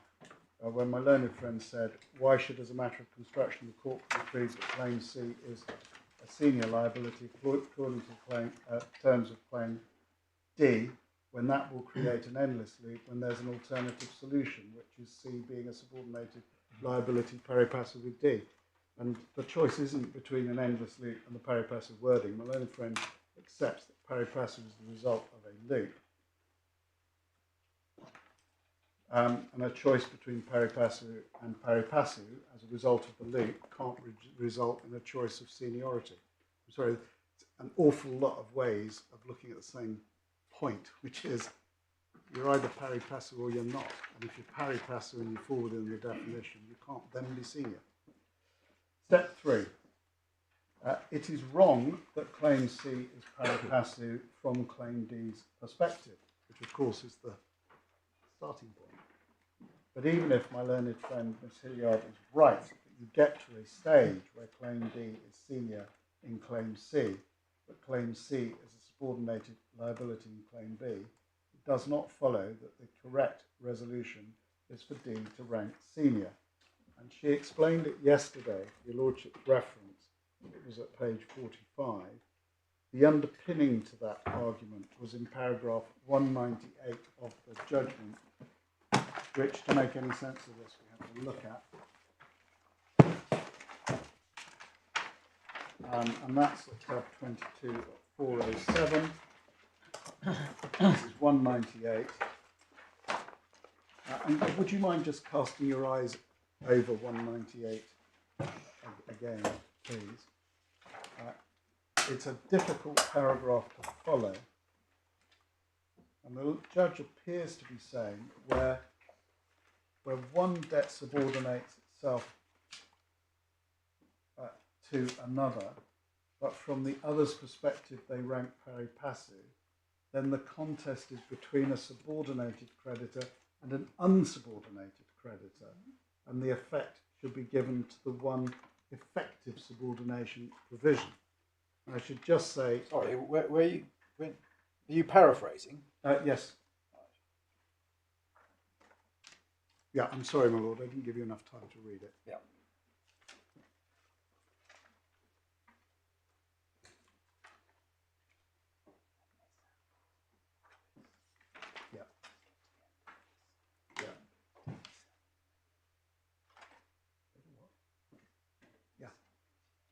No, thank you. 2 points. Well, the first point I should make actually is that no party made submissions to this effect at all to the learned judge. But first, we do not accept that two debts can actually rank pari passu only from the perspective of one of the debts, which is an underlying core of this particular reasoning. It makes no sense to treat one of the two debts as being unsubordinated. And secondly, with respect, this is no rule at all. If pari passu is the outcome dictated by one set of subordination provisions, that's the outcome which should be given effect to, bearing in mind the operation of the statutory scheme. And in those circumstances, it cannot be said that the instruments have agreed to derogate from the pari passu principle. And the judge's analysis with a priority dispute between a subordinated creditor and non-subordinated creditor, which was, as I've said, not advanced at trial and with respect is wrong. So can I move on to summarise why GP1's appeal should fail? And then I'll move on to Claim F. GP1's case turns wholly on the pari passu wording. The question for your lordships is, does the pari passu wording in the subnotes have the effect of causing the subnotes to rank senior to the sub-debt? And the first reason why GP1's appeal on ground 1 fails is that it depends on the sub-debt ranking pari passu to prove it ranks junior. If Claim C is a subordinated liability in Claim D on the basis that the pari passu wording is in fact engaged, then this can only be because the debts are entitled to prove at the same time and do rank pari passu under Rule 14.12. That is what actually ranking pari passu means. It is a state of fact. I mean, you say that the argument is self-contradictory. Yes, it is. It is one of them. And if the pari passu wording is engaged, the pari passu ranking can't result in something different. As your lordship says, it's self-contradictory. And if Claim C is not a subordinated liability in Claim D on the basis that the wording is not engaged, it is necessarily a senior liability, as your lordships have seen, because it's just that carve-out. And the pari passu wording is either engaged, in which case a pari passu outcome between C and D will follow, or it is not, in which case the result is necessarily the same as the priority dispute between C1, C2 and C3. The second reason is that GP1 misconstrues the definition of an excluded liability in D, which requires it to identify an expression of juniority in Claim C. And I mean, GP1 acknowledged that the subdebts do not express themselves to rank junior. GP1 fails to identify any wording in C that might constitute an expression of juniority. The definition of excluded liabilities requires the reasonable reader to look for the requisite expression of juniority. Third point, and there's only 3 more, GP1's approach involves a convoluted cross-referral exercise back and forth between C and D only to reach the equivocal conclusion of a tentative pari passu ranking, or that Claim C might be an excluded liability. Fourth, GP1 are wrong to say that the subdebt cannot tolerate other instruments on a pari passu basis, and your lordships have seen that you could have pari passu ranking without pari passu language. Fifth, GP1's case that pari passu wording has lessened its degree of subordination relative to the standard form, as your lordships know, inconsistent with the FSA waiver. Can I move on to Claim F, which is GP1's logical device? This is the hypothetical Claim F as a logical tool for reserving the priority dispute in favour of Claim B. It's an unhelpful device. The short point is if there is a particular ranking between C and D, then neither Claims F or G can, by their own terms, change that ranking, as the holders of neither C nor D would have consented.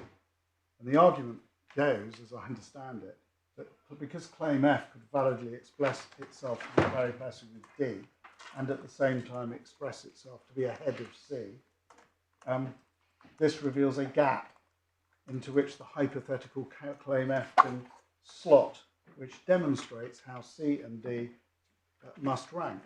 And the short answer is that if C and D in fact rank pari passu, it makes no difference to their ranking, that claim F has expressed itself to rank pari passu with one and senior to the other.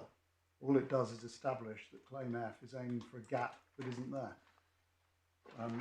GP1's argument just assumes the conclusion it wants to reach. And then I'll just... Do I need to make these points? Okay. 3 points. First, we don't agree with paragraph 39.2. It's obviously not correct that claim C is expressed to be junior to anything. That fails to account for the definition of excluded liabilities. Second, a new claim F could not make GP1 rank ahead of claim C if it didn't already. And third, it is a meaningless construct. So adopting the assumptions and assuming GP1 is correct, that one creditor can agree to rank senior to another, you could posit claim G, which does something different, which is what we've done. And again, the gap, supposed gap, just wouldn't prove anything. Am I allowed to move on? Can I then move on to ground 3A? Because obviously we're not addressing the dividend stopper. I'm conscious that my Lord Justice Lewison floated the suggestion that it might be prayed in aid to assist my learned friend Miss Hilliard's argument. Our argument has always been a purely textual argument, as your lordships know, on behalf of GP1, and of course she did not rely on this argument. Can we just look at DB Deutsche Bank's grounds, which is in CB 114 at 195.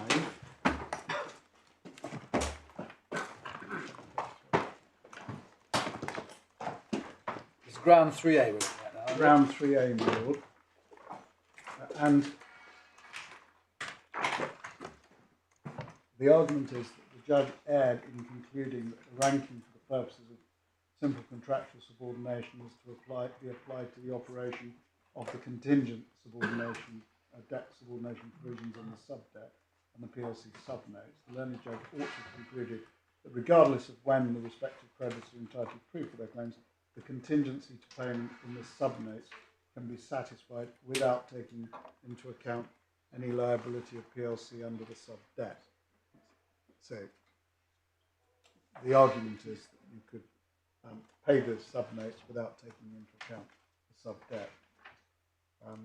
It is now run in light of the judge's approach to the implementation of subordination, and it assumes that although C is not a subordinated liability for the purposes of the definitional wording in D, it is a subordinated liability for the purposes of the solvency condition.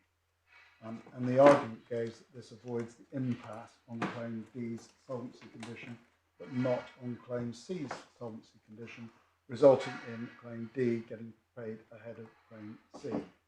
In other words, this assumes that your lordships agree that the judge was right to salami slice the provisions into different parts, which, as we've indicated, we think is a wrong approach.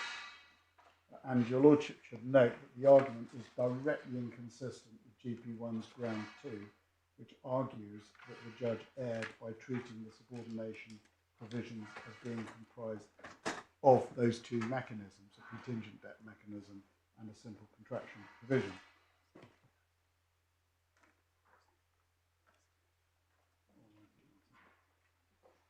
And I'm asked to remind you that PLC take the same view. Deutsche Bank's argument is built on the notion that there might be an inconsistent ranking outcome between two subordination mechanisms in the same subordination provision, although the debts prove at the same time and the debts rank pari passu, the operation of the contingent debt mechanism as a freestanding subordination mechanism results in D being paid in priority to C. If the judge was wrong to treat the subdebt on the subnotes as including a contingent debt subordination mechanism, this ground doesn't arise. So if we're right about that, this ground doesn't arise. My learned friend argues that the judge erred in resolving an impasse on the contingent debt mechanism by following the pari passu outcome dictated by the simple contractual mechanism. And as to this, a claim cannot both be a present provable debt, which may only be proved after senior liabilities, and also a contingent debt, provable when they, which may be proved at any time. You can't be both. That's not possible. The effect of the judge's reasoning is that the simple contractual subordination in C and D is ineffective, and that in that particular instance, such that they prove at the same time and rank pari passu, it makes no sense at all to treat them as being subject to further contingency, which has no regard to the pari passu outcome dictated by the earlier part of the clause. And if the judge was wrong in his resolution of the impasse on the contingent debt mechanism, then there would be a material issue regarding the payment of claims A1, A2 and A3. And then paragraph 65 of my learned friend's skeleton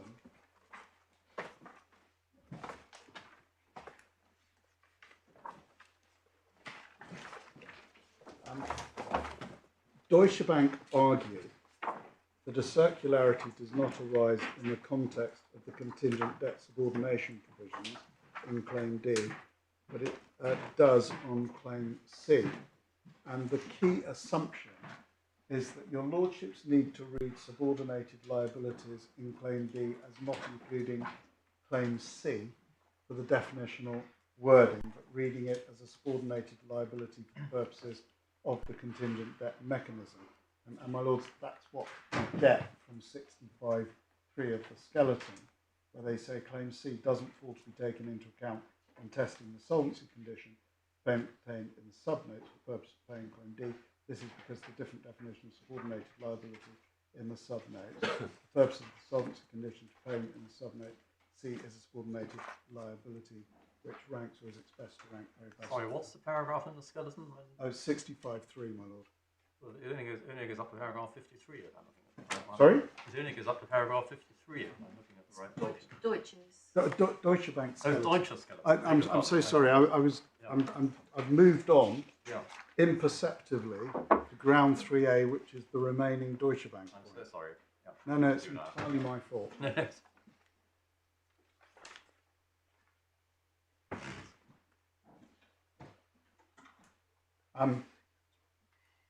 So yes, if you just cast your eye over 65.3, but then the argument with respect is patently absurd, because what it assumes is that the defined term subordinated liability can be read inconsistently across the same provision. They want it to be read differently in the context of the conditionality, if I can call it that, to the definitions. If Claim C is a subordinated liability in Claim D, then it is so for all purposes. And Claim C and D rank pari passu. It's not possible to say that they only rank pari passu for the purposes of the solvency condition. And if you look at 23.6 in Deutsche Bank's skeleton,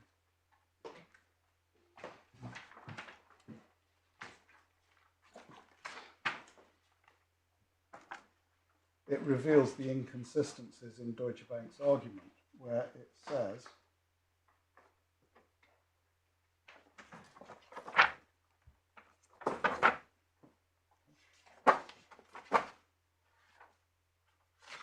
three lines down, however, the PLC subnotes are senior liabilities for the purpose of the sub-debt, and therefore the two cannot rank or be treated as ranking pari passu.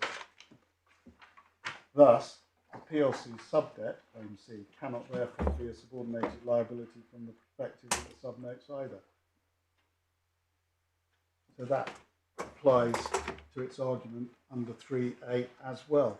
But as the judge found, Deutsche Bank agrees as a matter of wording that Claim C is a senior liability on the express terms of Claim D, that cannot be disregarded for the purposes of the solvency condition.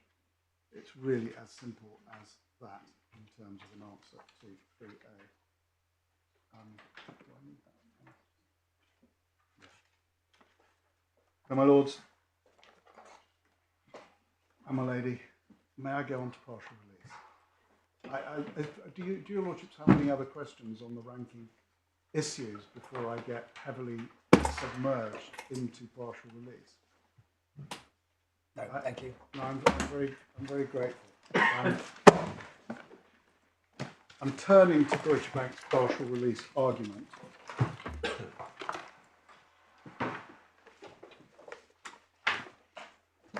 Your lordships and your ladyship are right that there is no case that considers the impact of a release of a guarantor on the creditor's claim against the debtor. And in order to answer that question, we will look at the relevant authorities both outside and inside an insolvency to ask this question.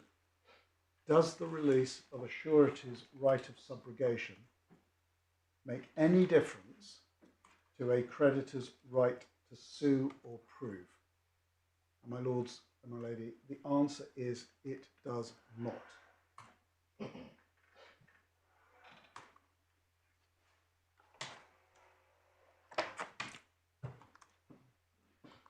Just two preliminaries, if I may. It's common ground, is it, that the settlement agreement, that by the settlement agreement, the right to indemnity from the principal debtor was released? Yes? Yeah.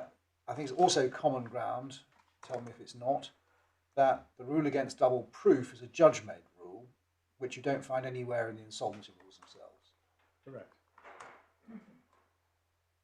Now, may I deal with some preliminaries, my lord? Yes. Now, my lord, this is, if you don't mind me putting this really is a matter of real public importance, this particular point. So forgive me if I take it very carefully. There are two relationships. First, there is the relationship between the debtor and the creditor. The debtor owes the creditor 100% of the debt. The creditor can always sue for the debt, if entitled under the contract, of course. Inside an insolvency, the creditor can prove for the debt. Sums paid by the debtor to the creditor reduce the amount outstanding on the debt. The second relationship is a relationship between the creditor and the surety. The creditor has taken a form of security for the debt due from the debtor. The security is in the form of a guarantee. The surety contracts to pay the creditor up to 100% of the debt, but it may contract to pay less of the debt.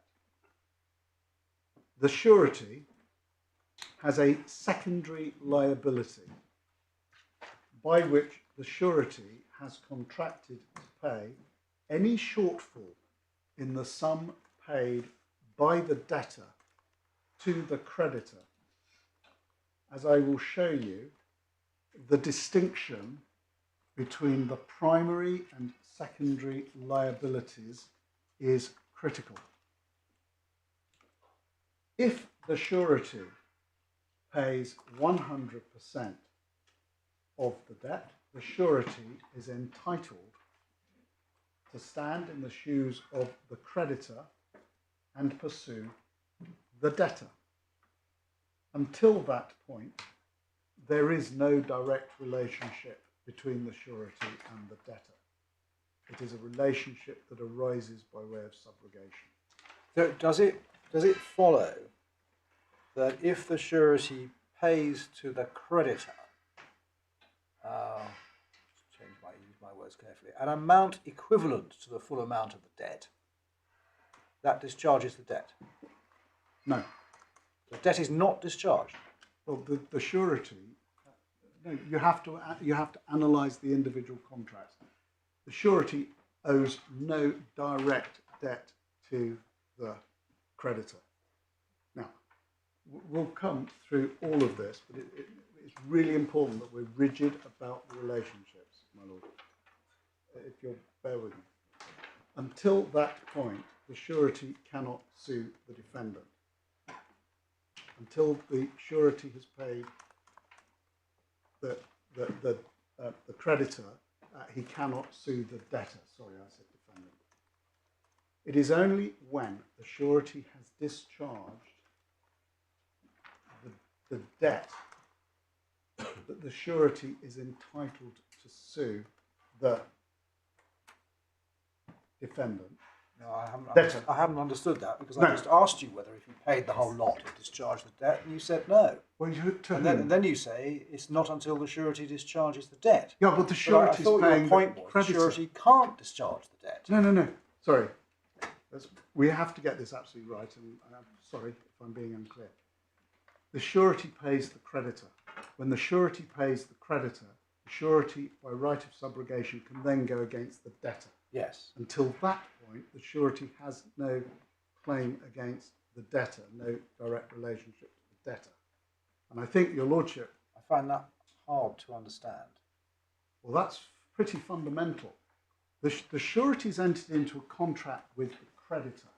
The surety hasn't entered into a contract with the debtor. Well, I follow. But outside insolvency,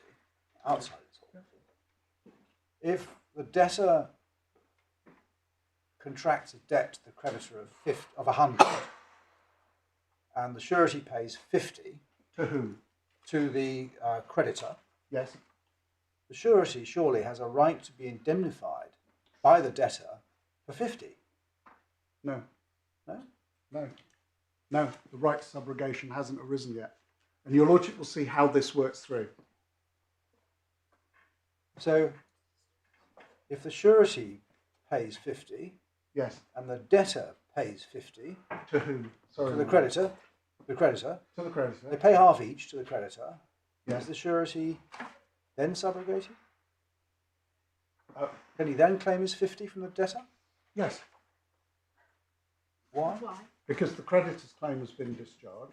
Well, it hasn't, you say, because the surety can't discharge the creditor's claim. I'm sorry. Can we do this in stages? Yeah. Because actually, it's very dangerous if I get confused because of your lordship's questions. I'm not smart enough to be able necessarily to do it. And can I just do this in stages? It's really important. Right. The right of subrogation does not arise until the surety has paid the sum that it has agreed to pay the creditor, because he then, by way of subrogation, steps into the creditor's shoes.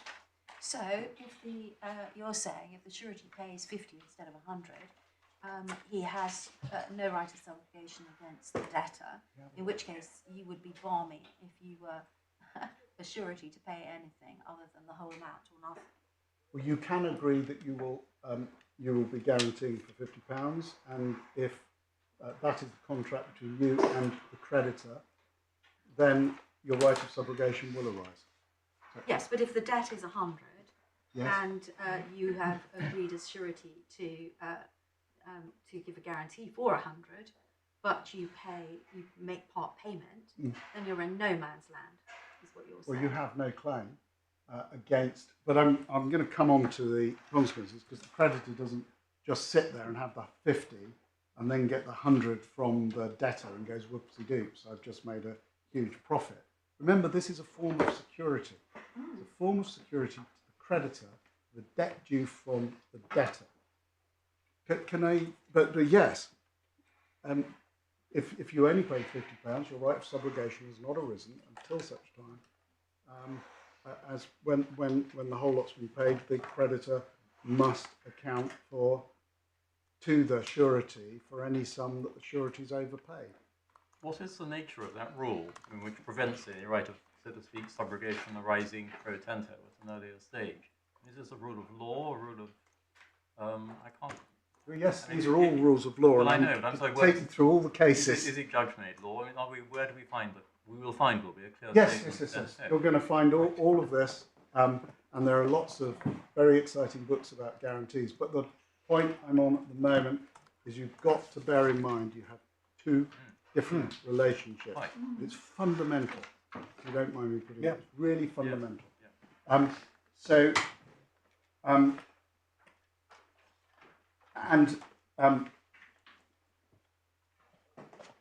The point I think I just made is it is only when the sureties discharge the debt, in other words, paid the creditor, that the surety is entitled then to sue the debtor. The debtor still owes the debt, but the creditors have been paid under his guarantee, his security.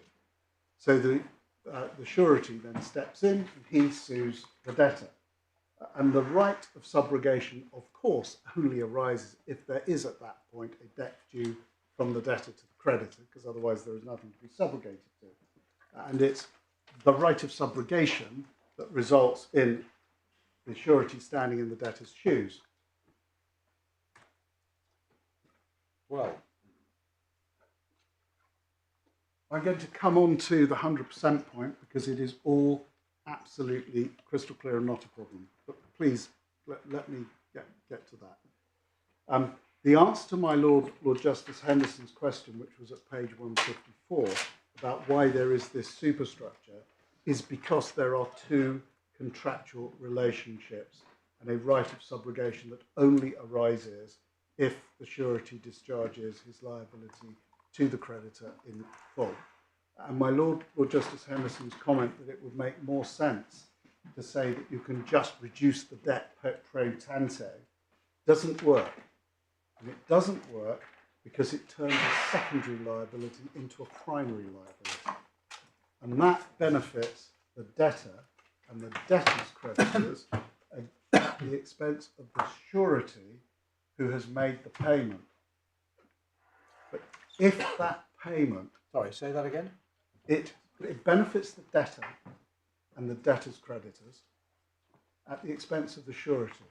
So if the surety pays the debtor directly, and that discharge... Pays the creditor.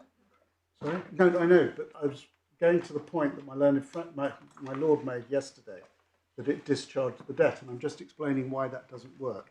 And the reason, forgive me, the reason why it doesn't work is that it benefits the debtor, because if it discharges the debt, and it's the surety who's discharged the debt, the surety has paid the money but lost his right of subrogation to sue the debtor.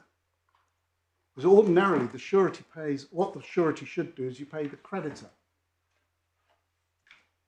And then you stand in the shoes of the creditor and you pursue the debtor for whatever the debtor owes. You don't just reduce the debt due from the debtor pro tanto because of a payment by the surety, because that treats that secondary liability as a primary liability, as discharging, in whole or in part, the debt due from the debtor to the creditor, which is the right the surety gains by way of subrogation if he makes that payment. But that is the answer to your Lordship's question. I'm sorry. Well, I mean, does that then mean that the passages we were looking at yesterday in the judgments of Lord Justice Hoffman, Lord Justice Dillon, and probably others are just plain wrong? No, they're dealing with a completely different point, and that they are not dealing... No, I'm sorry. All right. The reason why they're dealing with a completely different point is they were concerned with the question of whether or not there was a primary liability, because that would have given set off to the director in MS Fashions. I will take you to it, I will show you. It was not because it was a guarantee liability that was being paid. And the case actually says the precise opposite, because it says that if it was a guarantee liability, it would have been a contingent liability and not available for set off. I will come back to it, I absolutely promise. It is a very important point that we get right. The next proposition is the debtor can never be liable for more than 100% of the debt. The rules ensure that. Once the debtor has paid 100% of the debt is discharged. No more than 100% can ever be proved in the debtor's insolvency, and that is where the rule against double proof kicks in. You can never prove more than 100% for the same debt. The rule against double proof, my lord, is often described as the rule against two proofs for the same debt. And the creditor can never receive more than 100%. If the creditor receives more than 100%, because both the debtor and the surety have made payments to the creditor must account to the surety for the balance. And the reason for that is the sureties is a secondary liability. The surety is not liable for anything other than a deficiency in what the debtor has paid the creditor. The surety can never be liable for more than the amount the surety has contracted to pay.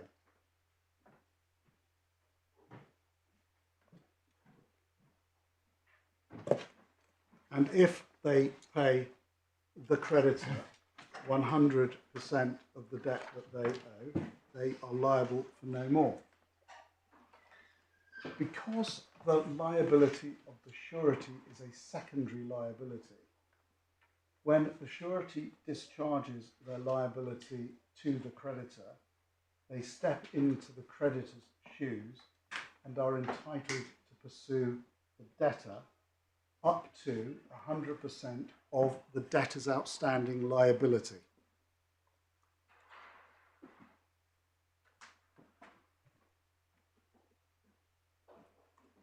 Can I just ask a question? I'm sorry. Of course, I'm sorry. I keep saying please don't. It's very complicated. Yeah, no, I follow.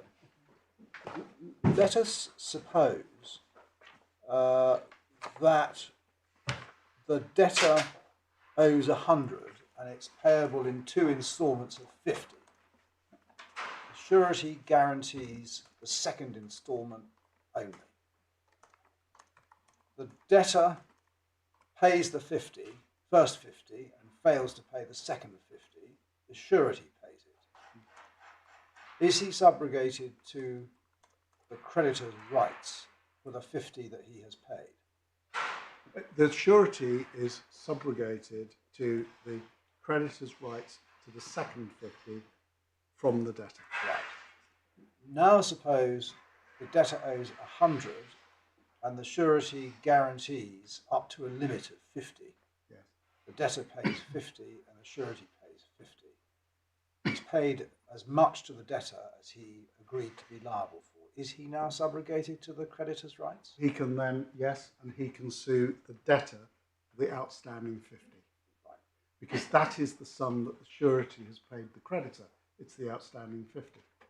And so he stands in the creditor's shoes by way of subrogation, and he sues the debtor for the second 50. The creditor keeps the first 50. That's part of the agreement between him and the debtor. Right. And it just if the debtor paid nothing and the surety paid 50, which is all he agreed to be liable for, you say he's not subrogated to any rights that the creditor might have had outside insolvency. If he's agreed with the creditor that his guarantee is a guarantee of £50, yeah, then he is subrogated and he can sue the debtor for £50. Yeah. Right. But what you were saying earlier was if in fact he'd agreed to pay 100 surety to creditor, he said he paid 50, then not. No, exactly, because that's the agreement between it's the nature surety. of the agreement. Quite. And when we look at the cases, what your lordships are going to see is the competition that they are concerned about, and it's the competition between the creditor and the surety. And we'll see that. The fact of the creditor's rights against the surety, which of course is the creditor's security interest, if you like, is a matter for the contract between the creditor and the surety. And as a matter of fact, under the terms of the settlement agreement, in our case, and I'll show you, the creditor has agreed that it will never receive more than 100%, and I'll show you that. The position is that the debtor remains liable for up to 100%, whatever the liability is. The estate cannot pay more than the dividend it would have paid on whatever is outstanding, up to 100%. The creditor is unable to recover more than 100%. And in our case, that is because the settlement agreement provides they will not receive more than 100%, and it provides that any surplus over 100% is repaid to the surety. The surety has made payment, but has released its right to indemnity, which it is entitled to do. It has a right to indemnity, it has a right of subrogation, it's entitled to release those rights. To the extent that the creditors receive more than other creditors, and this is actually quite an important point. I can't remember who said it, but the question is, well, that's not very equity. It means that a creditor with a guarantee receives more than all the other creditors. Doesn't that infringe the pari passu principle?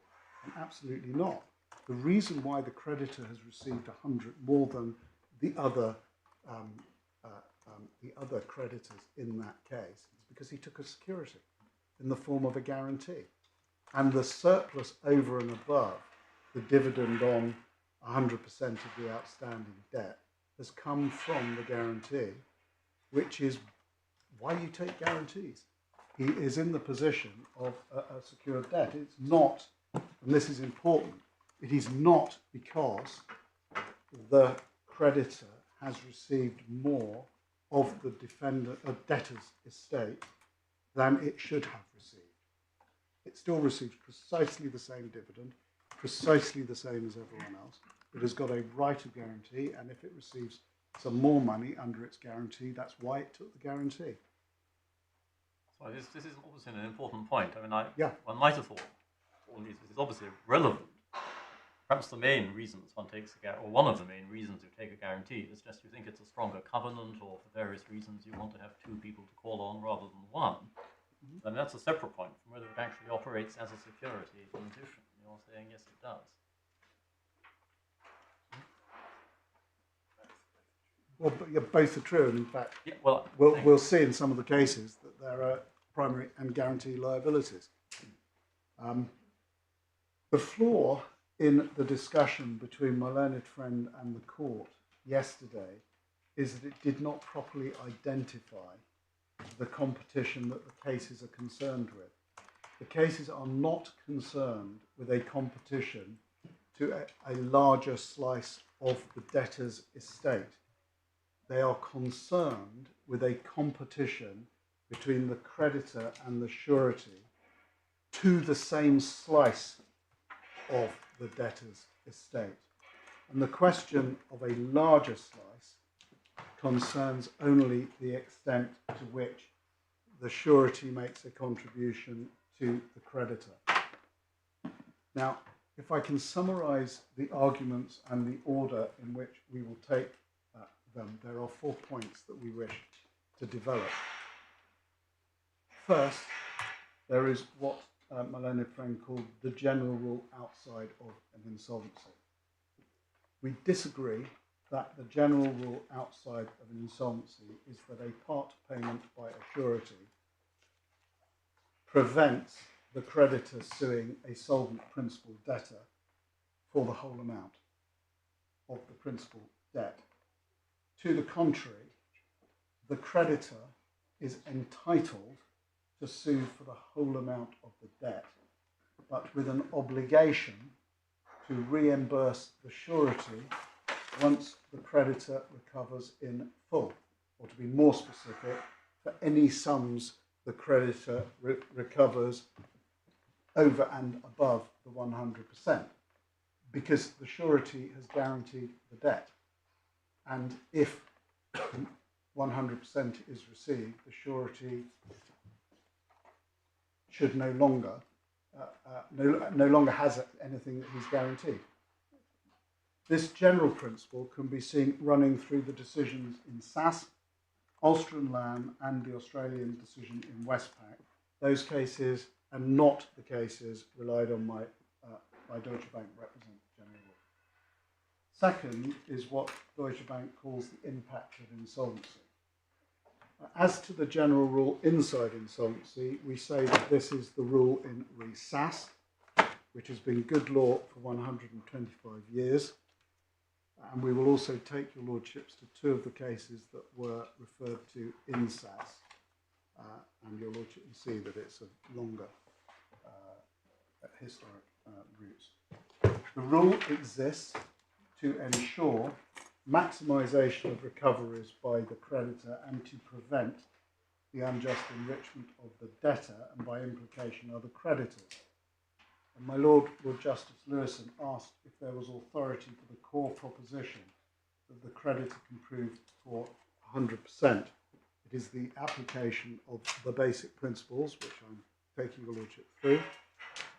D owes, the debtor owes the creditor 100% throughout. I don't think I questioned the right to prove. I think I was asking about authority that entitled the creditor to sue the debtor for 100% when part had been paid. When part had been paid. Outside, well, I misunderstood. Outside insolvency. I don't question the rule against double proof that says the creditor can prove for 100 even if the surety is paid 50. Right. Well, I'll deal with it both inside and outside, and I apologise if I misunderstood your lordship's question. The third point is what my learned friend called the impact of the release, which of course is the nub of Deutsche Bank's argument. We say that the release by LBHI in its capacity as a surety of its indemnity claim against PLC does not alter the analysis. The claim against the debtor is unaffected. A, the rule outside and inside insolvency are one and the same. And B, a waiver by a surety of its indemnity claim does not alter the creditor's primary claim against the debtor and does not alter the creditor's right to prove. That is the same inside and outside of an insolvency. Fourth, there is the relevance of clause 7F. I'll come to that at the end. It's a very short point. It was taken on appeal for the first time, but I'll deal with that very quickly. Can I therefore start with the general rule outside of an insolvency, my lords? The foundation stone of Deutsche Bank's argument is what it describes as a general principle outside insolvency, that payment by a surety will discharge pro tanto the debt due by the principal debtor to the creditor. And for your lordship's reference, that is paragraph 69, 1 to 3, and 72 to 80 of their skeleton. And we rely upon a number of cases, but the first case that I want to look at is RESAS. We're going to come to RESAS twice during the course of the analysis. If we could take up A11 at tab 1, and I want to go, for these purposes, to pages 11 to 12. And can I tell you, as I've indicated, we will return to SAS in more detail when we look at the position inside an insolvency. For present purposes, I'm looking at the dicta of Mr. Justice Vaughan-Williams on the position outside of an insolvency on page 11. Second sentence. Yes, I think that the common law right of the bank here was to sue the debtor for the whole amount that was due from him to them, irrespective of the sum which was paid by the surety, unless that amounted to 20 shillings in the pound. And that is absolutely correct as a statement of the general principle. It establishes the orthodox position outside of an insolvency, It has, as I've indicated, been good law for 125 years and is one of these core cases. Is one of the first cases that as a practitioner in this area that you will learn. And it's an application of the principles I started out with. The creditor has a claim against the debtor for 100% of the contract. With the surety, it's a secondary liability, and it's only when the surety has paid the creditor the full amount of the surety's liability under the contract. No, I understand that's your position. Now, if it's the common law, then presumably Mr. Justice Vaughan Williams didn't invent it. Absolutely, my lord, and that's exactly what we're going to now. So there are two of the cases cited in SAS that I would like to take your lordships to, if I may. I'm hoping that they have made their way into your lordships. So you have it as a separate clip.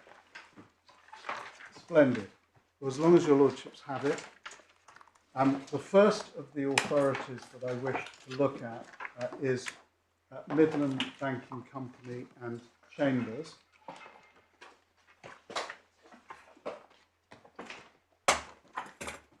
And as a Victorian authority, it is thankfully relatively short. But can I start by taking your lordships through the head note? So the bank permitted the customer to overdraw his account upon having a guarantee from a surety to the extent of £300. And I should have said this is 1869, and I should have said it's Court of Appeal. To the extent of £300, which guarantee provided that all dividends, compositions and payments received on account of the customer should be applied as payments in gross. And then if I can pick it up a few lines down, 4 lines down. Afterwards, the customer compounded with his creditors by a deed, which was one of the ways in which insolvency was dealt with in that time, which provided for the administration of the assets as a bankruptcy. His banking account was overdrawn £410. The mortgage was realised. The surety paid the bank the £300 secured by it. Held, affirming the decision of the Vice-Chancellor that the bank was not restricted to proof for the balance of £110, but was entitled to receive the dividends on the whole £410, not receiving the whole, including the £300 more than 20 shillings in the pound. And if I can then take you over the page.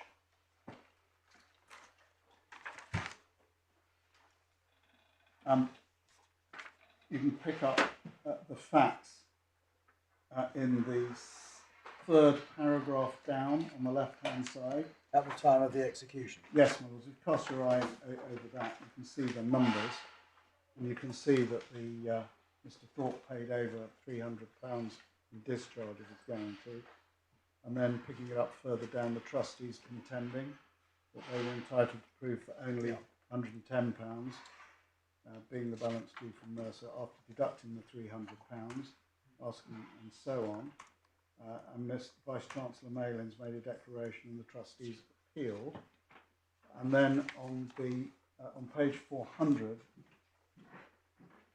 if I could pick up the judgment of Lord Justice Selwyn, can I pick it up? Well, I'll pick up the second sentence, the two questions. The other as to the effect of Thorpe having been fully paid by means of his counter-security. It is settled by Thornton and McEwen and other cases that where a surety who is liable for part of the debt has paid the whole of what he is liable for, is entitled to stand in the place of the creditor to that extent against the estate of the bankrupt debtor, which my lady answers your ladyship's question. The surety may, however, in his contract of suretyship, agree to waive his right for the benefit of the creditor, and the question is whether the surety did so in the present case. I am of opinion that the clause in the latter part of the guarantee was intended to exclude the surety from the right to have a share in the benefit of the proof and to allow the creditor to receive the full amount of the dividend. And as I indicated to your lordships, your ladyship, what the contract is between the creditor and the surety is a matter for the agreement between them.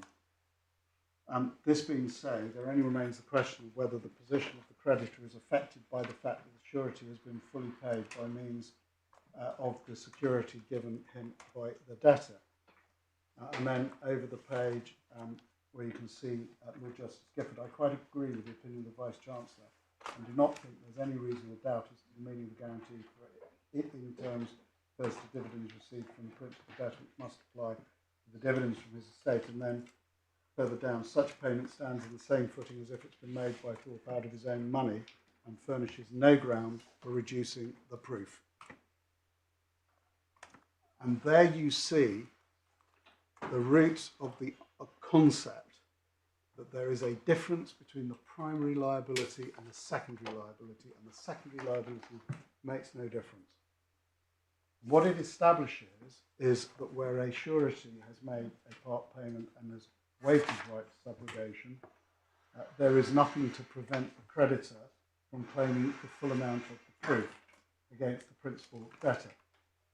And you will see that the facts in this case are actually very similar to what has happened in the present case, because pursuant to the 2011 settlement agreement, LBHI released and waived its right to subrogation. And you will also see that the holding in Midland, that in effect the bank was not entitled to receive more than 100p in a pound, goes to the questions posed by my Lord Justice Henderson, pages 143 and 154 of the transcript, as to how to avoid the risk of effectively the creditors as a whole getting too much.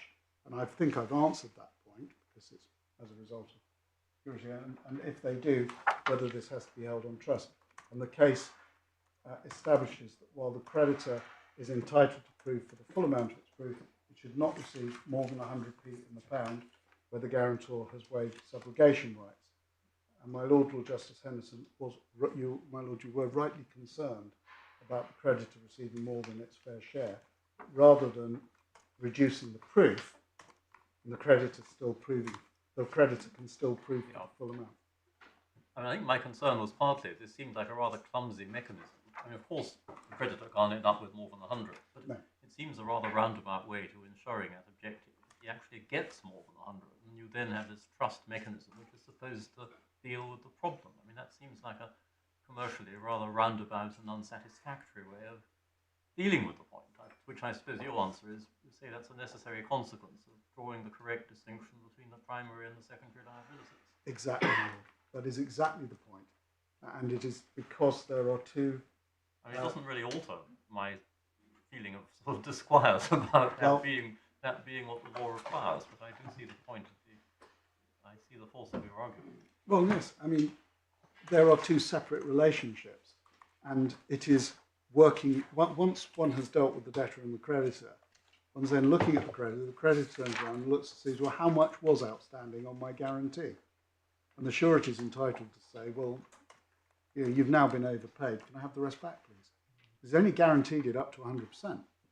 And so I quite understand your Lordship's point as a matter of mechanics, but conceptually there is absolutely nothing wrong with that.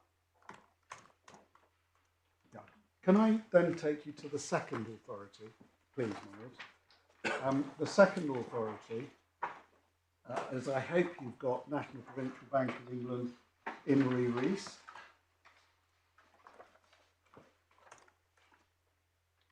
And your Lordship should be aware that the analysis is similar to Midland, and Midland was cited by the successful appellants in this case, and I've indicated to your Lordship both of these are cited in SAS.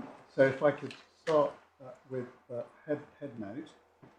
A customer gave to his bankers as security for the balance which might from time to time be due from him to them, the joint and several bond for £1,000 of himself and a surety. The liability of the surety being expressly limited to £500. There was a proviso in the bond that any dividends received by the bankers in the bankruptcy of the customer should not, so far as concern the surety, go in discharge of his liability, but the bankers should notwithstanding be entitled to recover on the bond against the surety to the full extent of £500, or so much thereof, as should, together with the dividends, amount to 20 shillings in the pound on the debt due by the customer to the banker. The customer filed a liquidation petition and the bankers proved for the debt due to them. Afterwards, the surety paid the bankers £500 and he then proved in the liquidation for £500. And it was held in the Court of Appeal, go down to the Court of Appeal, the bankers were entitled to retain their proof for the full amount. And if we could go over to internal page 101. Oh, I'm so sorry. May I finish this authority? I've just noticed the time. I'm sorry. Sorry, you want to? May I finish the authority? Yes. Thank you. On page 101, after a proof in bankruptcy has been made, it cannot be reduced by reason of the payment received by the creditor from the third party. The effect of the peculiar form of the bond is that surety sells the creditor the right which he would otherwise have had to stand in his shoes and have the benefit of the proof to the extent of the payment he has made. And then Lord Justice James says, I think the order to be discharged. It appears to me that both the learned judges must have been under some misapprehension as to the facts. And then if I can pick it up, in the middle of the page, do you see a part that says it is not that he was surety only for £500? And this is a point that we see running through a number of the guarantee cases. It's not that he was surety only for £500, he was surety for the whole debt with that limitation. Although the ultimate liability could be enforced against him, he being surety for the whole, he was only to be called upon to the extent of £500. He had no equity arising out of any reduction of the ultimate balance if the principal debtor had paid part of the debt. Of course, the bank had a right, if they chose, not to put the bond in force until the whole thing had been wound up, to say the ultimate balance due to us is more than £500, pay us the £500. That would be their right. It does not signify in what mode or by what steps that ultimate balance due to them was to be ascertained. Therefore, independently of the proviso, it seems to me their right would be the same. You can see again, it's the secondary rights. The sureties who had paid a portion of the debt would or might have been, and this is a quote from Lord Justice Knight Bruce in Hope, the sureties who paid a portion of the debt would or might have been entitled to the dividends on that portion if there had been no such proviso. By the proviso, they in effect sell their right in these dividends to the creditor. So in the present case, the surety has chosen to contract himself out of the possible equity in the plainest, most distinct terms. He can have no right to intercept any dividend which would otherwise be payable to the principal creditor. And then Lord Justice Cotton, the proviso clearly points out that that is so, and the surety is not to take advantage of any payments made from time to time by the principal debtor. It is to be liable, though not to a greater extent of £500. Therefore, he is not entitled to hold the banks accountable to him for any dividend they may receive from the principal debtor's estate or its one part of the proof. And it's the beginning of the competition that I've referred to, and we'll see it in other cases. Competition that they're concerned about is between the creditor and the surety. The position of the state stays the same. But as in Midland, in Rees, the surety had waived its right to subrogation. Accordingly, they would not be competing in the debtor's estate with the creditor. And as such, there was nothing to prevent the creditor from claiming against the debtor for the full amount of the proof without having to reduce it or take account of sums received under the guarantee. Now, those two cases were cited in SAS, and they form the basis of Mr. Justice Vaughan Williams' approach.